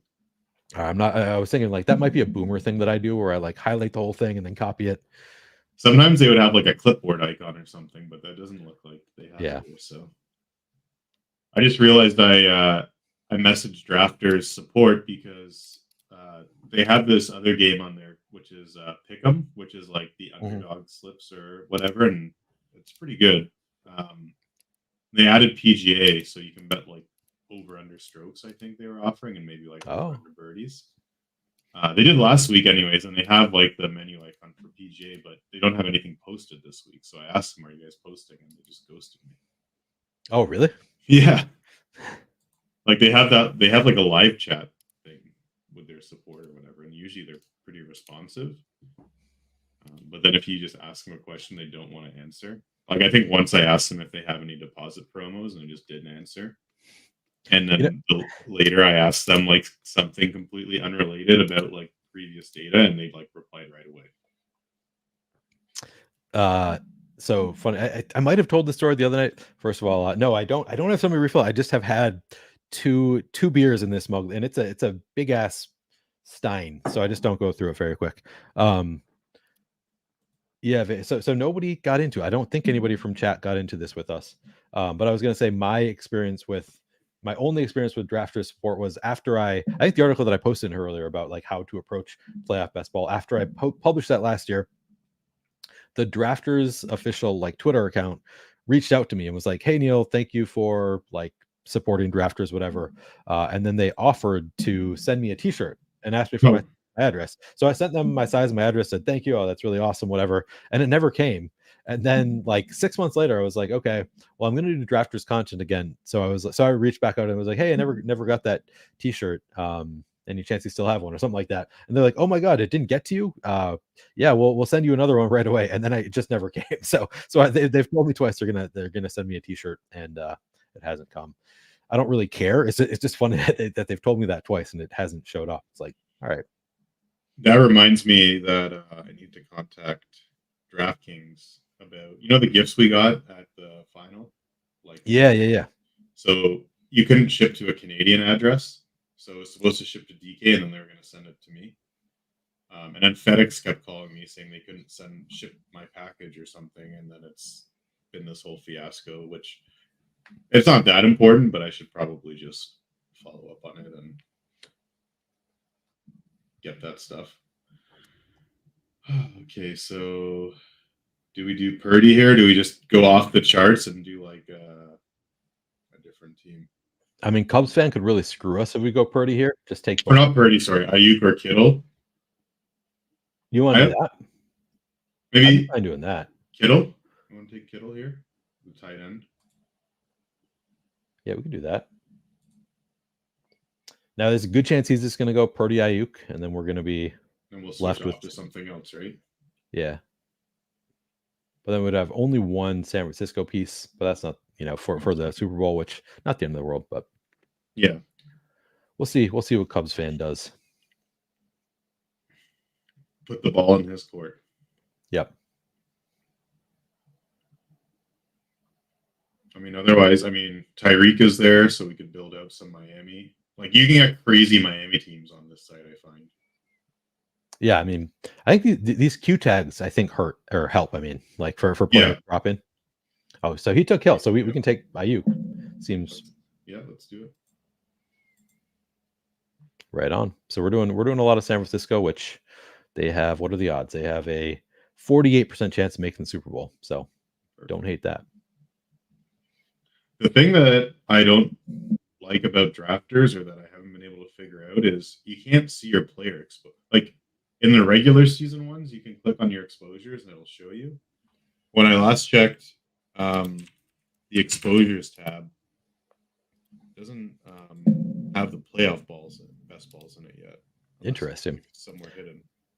I don't think I knew you could do that for the regular season. That's interesting. I drafted 15 teams this year, and for most of the year, 0 were cashing. I ended up cashing one of them, one of my 15, so was not paying close attention. Vaporware says Underdog would hook me up with a t-shirt. They have nice quality. I got the impression that Underdog is like hard to get stuff from. I have no Underdog gear. I just get cacti for maxing out BBM. Is that what they send you?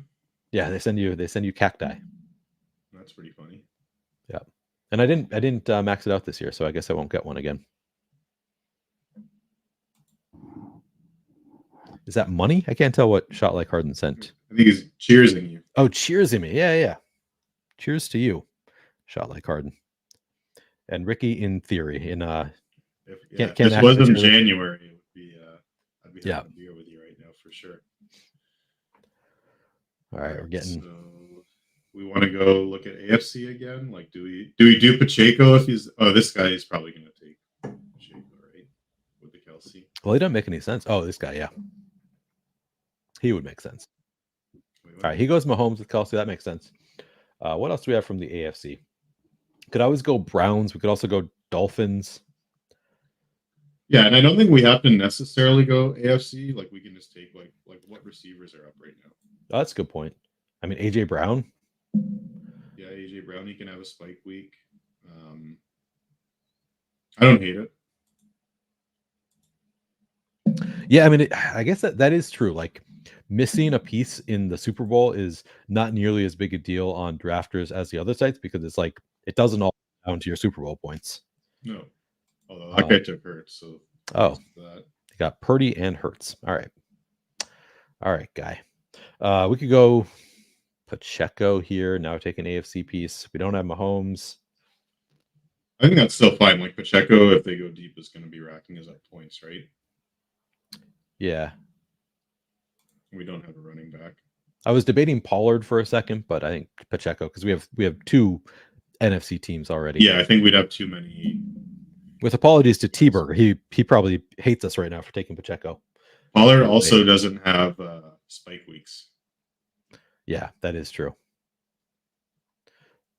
Yeah, but yeah, the way I've been looking at it last year, even if you look at like the top whatever teams that made it, a lot of them didn't have 6 active guys in the Super Bowl. Like a lot of the teams had 4 or 5 guys. I'm not sure to what extent that was because of the double bye week teams making the Super Bowl. Like, yeah, I think that obviously makes some impact there. But yeah, those teams are probably very popular. But like, if you get 2 games out of AJ Brown and he pops off for 30 points in both of those, it's going to be hard for somebody else to contribute. Something close to that to your cumulative total. I think. No, that's definitely true. Like we have, I think, a good start as far as like spike week guys, which is really what you need on drafters. Like you still need to be able to fill like as much as you can for every round. So it's But I think that we kind of have we have both. The only thing that we have that we're going to be missing is we don't have a quarterback for the Super Bowl for any of these teams. But they did get. We can go with. Who do we want to go? We should probably look at the quarterbacks that are there and what receiver we could pair them with. So we have a few options. If we go Tua, we could take Achane or Mostert or Waddle. I think we'd have to look at maybe Stafford or Goff here because we would lose. Like we banked on Pacheco getting us some points over the playoffs there. So there could be like a deep Ram stack or something that we could look at. Like if we go to well, I wouldn't take a quarterback here. Oh shit! I thought you were saying Stafford or Goff. No, sorry, I was looking at them in terms of like what quarterbacks are there and what receivers we could pair them with to build out a stack. But I think we'll still be able to. Yeah, Goff probably didn't make that much sense for us there. I think you're right. We should have gone somewhere else. All right. Oh shit! I just took. Auto pick mode. Draft. Oops, that's all right. Well, it's we do have Brown, so getting Swift there. That's hoping fine, for a Philly. Yeah, it's not the worst pick for us, but oops. Yeah, that was just me not speaking properly. I was looking at reading the list of QBs out loud, and then I wanted to see what receivers were there. So be like, oh, okay, so Puka and Cup were there. Do we take Stafford and then build out like a Ram stack, and have that kind of as a quarterback stack that advances along, and then now I guess you want to see like who is left on Detroit that we could stack with. Oh yeah, we can. Yeah, so if you're trying to learn anything from the stream, ignore the past 2 minutes because we just screwed up. It was you said one thing and I was like, it doesn't make sense to me, but I'm just going to click it because I'm running out of time. Oh, no, that's not what I meant. That's not what I meant. That was that was poor planning. Because I was thinking fully on like we could go Miami stack there because we have so many NFC pieces. Like hope for the Miami getting to the Super Bowl. But now we have Detroit. Do we go JMO here? I mean, I guess we need to form some kind of stack with our quarterback. I think we can hope Laporta is healthy and take Laporta. This team is kind of a prayer as it is, right? So just let's go Jameson here and then whatever. Yeah, see how it unfilters after you click? That's the most tilting thing for me. Like I've almost clicked the wrong guy because I have like two guys like filtered that I want, and then I was gonna say we could take Goddard here. Would have kind of made some sense for us. But he took him. Man, two is still left, but all the other Miami pieces gone. Should we go Laporta, or do you think we should go to? So we just have. The only risk with Laporta is we don't have a tight end first round, but yeah, we don't really have. Yeah, this team is pretty tough. Like I don't even know. Like, do we just sabotage the lobby at this point and? I don't think we sabotage the lobby because it is like we don't need to get to Super Bowl, so we can just hope for random prayer spike weeks at this point. But we have not built out a good team. Our last team was significantly better, I think. Yeah, we made a mistake, but I don't know. Let's see what other good receivers are left there. There with a quarterback, like maybe we can throw in something like Nico's there, Godwin's there. Yeah, we got some good spike week wide receivers here. Jaden Reed, of course, he's playing Dallas and then probably dead after that. Elijah Moore, I think, is a fine spike week receiver. Obviously, Pickens. Does that mean Deontay's still here too? Yeah, Deontay. PPR, I think he's pretty good PPR. Yeah, I was thinking we can either go that route or like we probably need a receiver. We got Swift, Pacheco. Yeah, I mean, we should probably just take a spike. Like we can go like Nico here and maybe grab like a Stroud or something later, and then just hope we get a bunch of points from our QBs along the way as far as they go. And yeah, and like Detroit making the Super Bowl is unlikely, but it's not like it's out of the question. Like, what do we have here? We have Detroit with a 16% chance. I mean, that's fine. They have the fourth best odds according to this site. Like we can still keep going Detroit too here, right? Like we can get Josh Reynolds. Yeah, and we can wait on like our Detroit pieces and just fill out like the spike week guys. Like I don't think anyone's taking Josh Reynolds. So, I mean, I get so much Nico in my drafts because I think he has so much upside, and just even if they play one game, and I know it's a tough game. Yeah. Yeah, but, he's shown the upside several. Oh, Nico went already. There he goes. Shoot. So now, but we still have. I mean, now it's do we stack or do we go like a Jaden Reed or a Pickens or Elijah? I think for now we can still go with whoever we want, like for spike week upside, and then we can still get the stack later because we have 4 picks left. Yeah. So we can get our stacking stuff. What do you think here? So for me, it would be between Jaden Reed, Elijah Moore, maybe Pickens, or Deontay Johnson. I like Jaden. All right, I know Watson might be back too, but I think Jaden's a wide receiver 1 at this point. To be honest, you think so too? And Watson's probably just gonna get hurt again, anyways, and like that guy's hamstring. Yeah, good point. Yeah. Do we do one more spike week guy and then try to get stack with do we want to look at like another running back? Or did you want? Oh no, we didn't take Nico. So yeah, we could go one more running back. Aaron Jones. We got Reed. So hope the Packers beat the Cowboys. Yeah, I mean Aaron Jones is Aaron Jones is fine. All right. Spike week, and then we want to take like a Josh Reynolds. Yeah. And I think we just do one QB in this team? Like I don't know. Yeah, this team is such a like living on a prayer kind of team that I have no words for this team. This is not our best work. No, this is not. I feel like if we did 10 more teams, this would probably be our worst team. Partially because we're just kind of learning how to draft while talking about it. So we're yeah, it's tough. Like really not wanting to plan too far ahead because we don't want to get sniped, but at the same time, then it's tough when you only have 30 seconds and it hasn't really gone according to plan. Yeah, I mean, we still don't have a first round tight end probably with Laporta. Yeah, so we need to maybe grab a tight end and a receiver. You just go Brock Wright.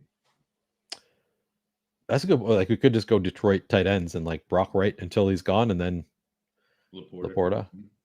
Or like what are the alternatives if we don't go? So we can't take Andrew. We can't take. Freiermuth is not the worst. Musgrave is back, I think, too. Is he back? Yeah, Musgrave is back. Is Kraft we have the Green Bay. We have 2 Green Bays right now. We could throw a third one in. Musgrave was targeted once and caught 1 pass. All right, he was back for that game. Yeah. Okay. So, like, do we assume that he's taken over again as a tight end 1? I don't know. I don't think so. I don't think we can. That's like too risky, I think. Actually, Otten would be fine for a first round against the Eagles too. Yeah, I'm open. Who do you like between those 2? Let's do Otten, and then we'll go with a Detroit receiver at the end, right? Yep. So we should be able to take our pick. Probably Josh Reynolds, right? Yeah, I think so. All right. Well, this was not the smoothest, not our best draft, I think, but we have for the Super Bowl, we've got Jared Goff with Jamison Williams, Josh Reynolds, Sam Laporta, and then it would be from the AFC. Who would we want? Who would be the best case scenario? I guess it would be probably Pacheco, and I don't know. We can't fill out a Super Bowl. We don't have a Super Bowl. We have Detroit onslaught. Score a million points along the way, and this is not a great team. This is a straight up a bad team. We drafted a ton of different NFC teams. Like, we got some nice spike week players. It could cash, but I don't really see this team making any real money. No. All right.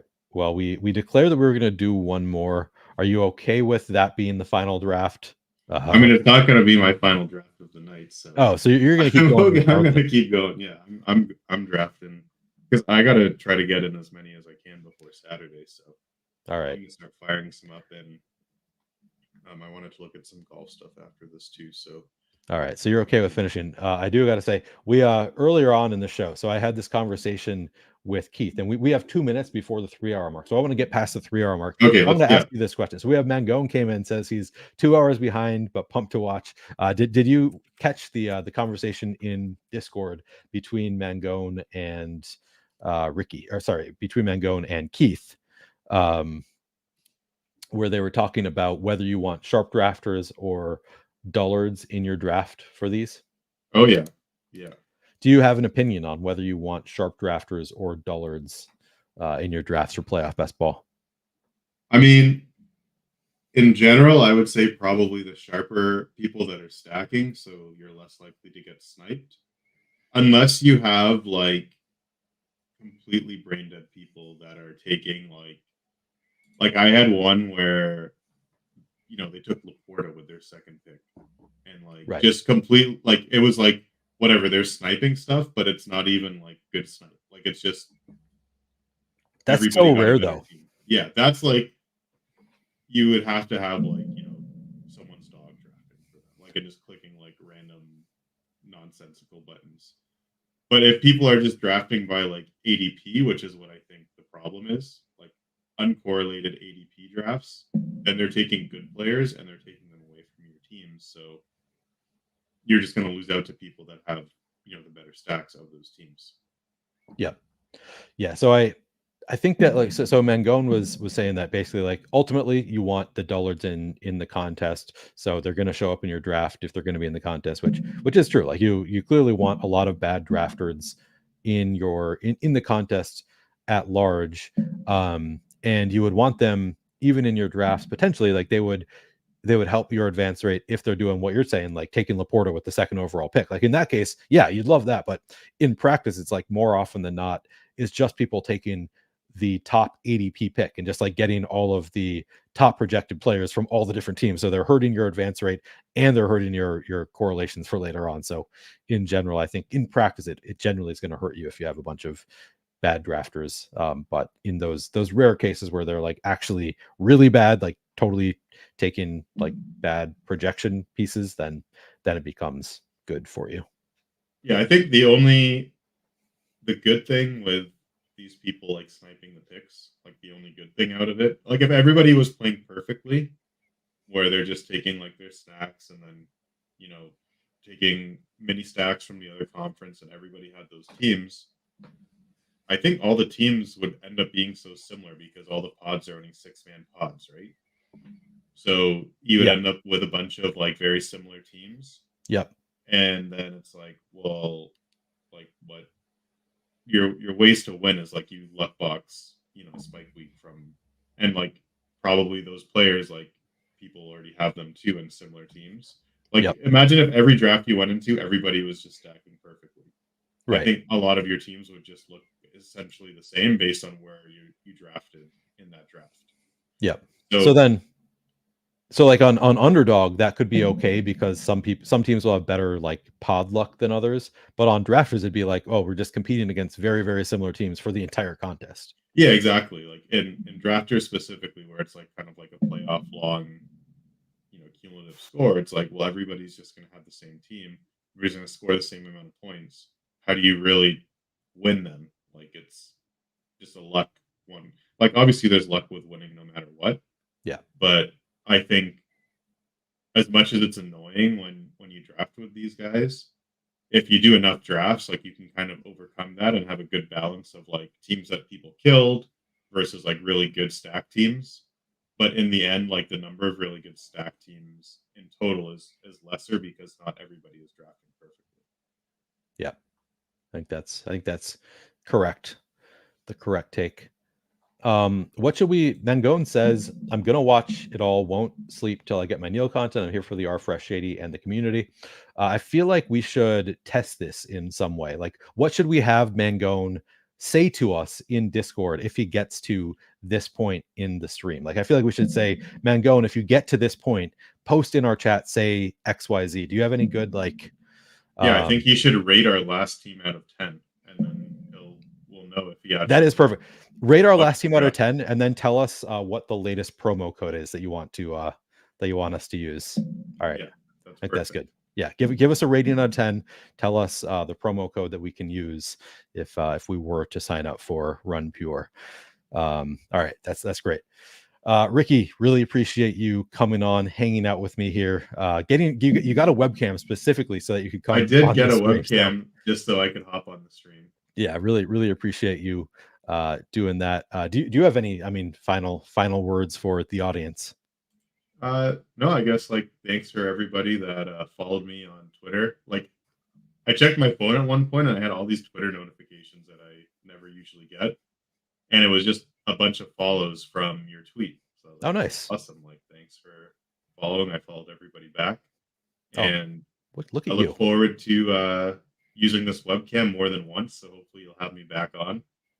And, for sure. I'm going to be all I'm doing for the next while is just best ball content. So you'll have to join me again, and we can do all these drafts on the sites that you can't play. We can be drafting. Yeah, it's a cool experience to kind of draft on these other sites. Yeah, and maybe we can do some side by side, like we can both hop in a draft. Oh yeah, like Overzet and Spags do. Like they draft against each other in these drafts. That would be cool too. Yeah, we could do that. We would be limiting the number of idiots in our pod, right? It'd be a better idea for playoff best ball in particular than regular best ball, which unfortunately we're running out of time to do playoff best ball. But yeah, we'll hop on. We'll have you back on the channel anytime for sure. I'm always here for sports betting content if you ever get to. Oh yeah, I mean we can get there eventually. I know you are prepared for that. You've got your tools that you create on your own for sports betting, so we'll have to dive into that at some point too. Sounds good. All right. Well, we are going to end it. We got over the 3-hour mark, which honestly, that wasn't even a goal of mine until we got close to it, but we got over 3 hours. Appreciate everybody for hanging out here for whatever amount of time you did hang out with us. It was a lot of fun doing this stream. Thank you to Keith for hanging out earlier. Thank you to Ricky for joining late. And thank you for everybody for watching. Good luck this playoffs.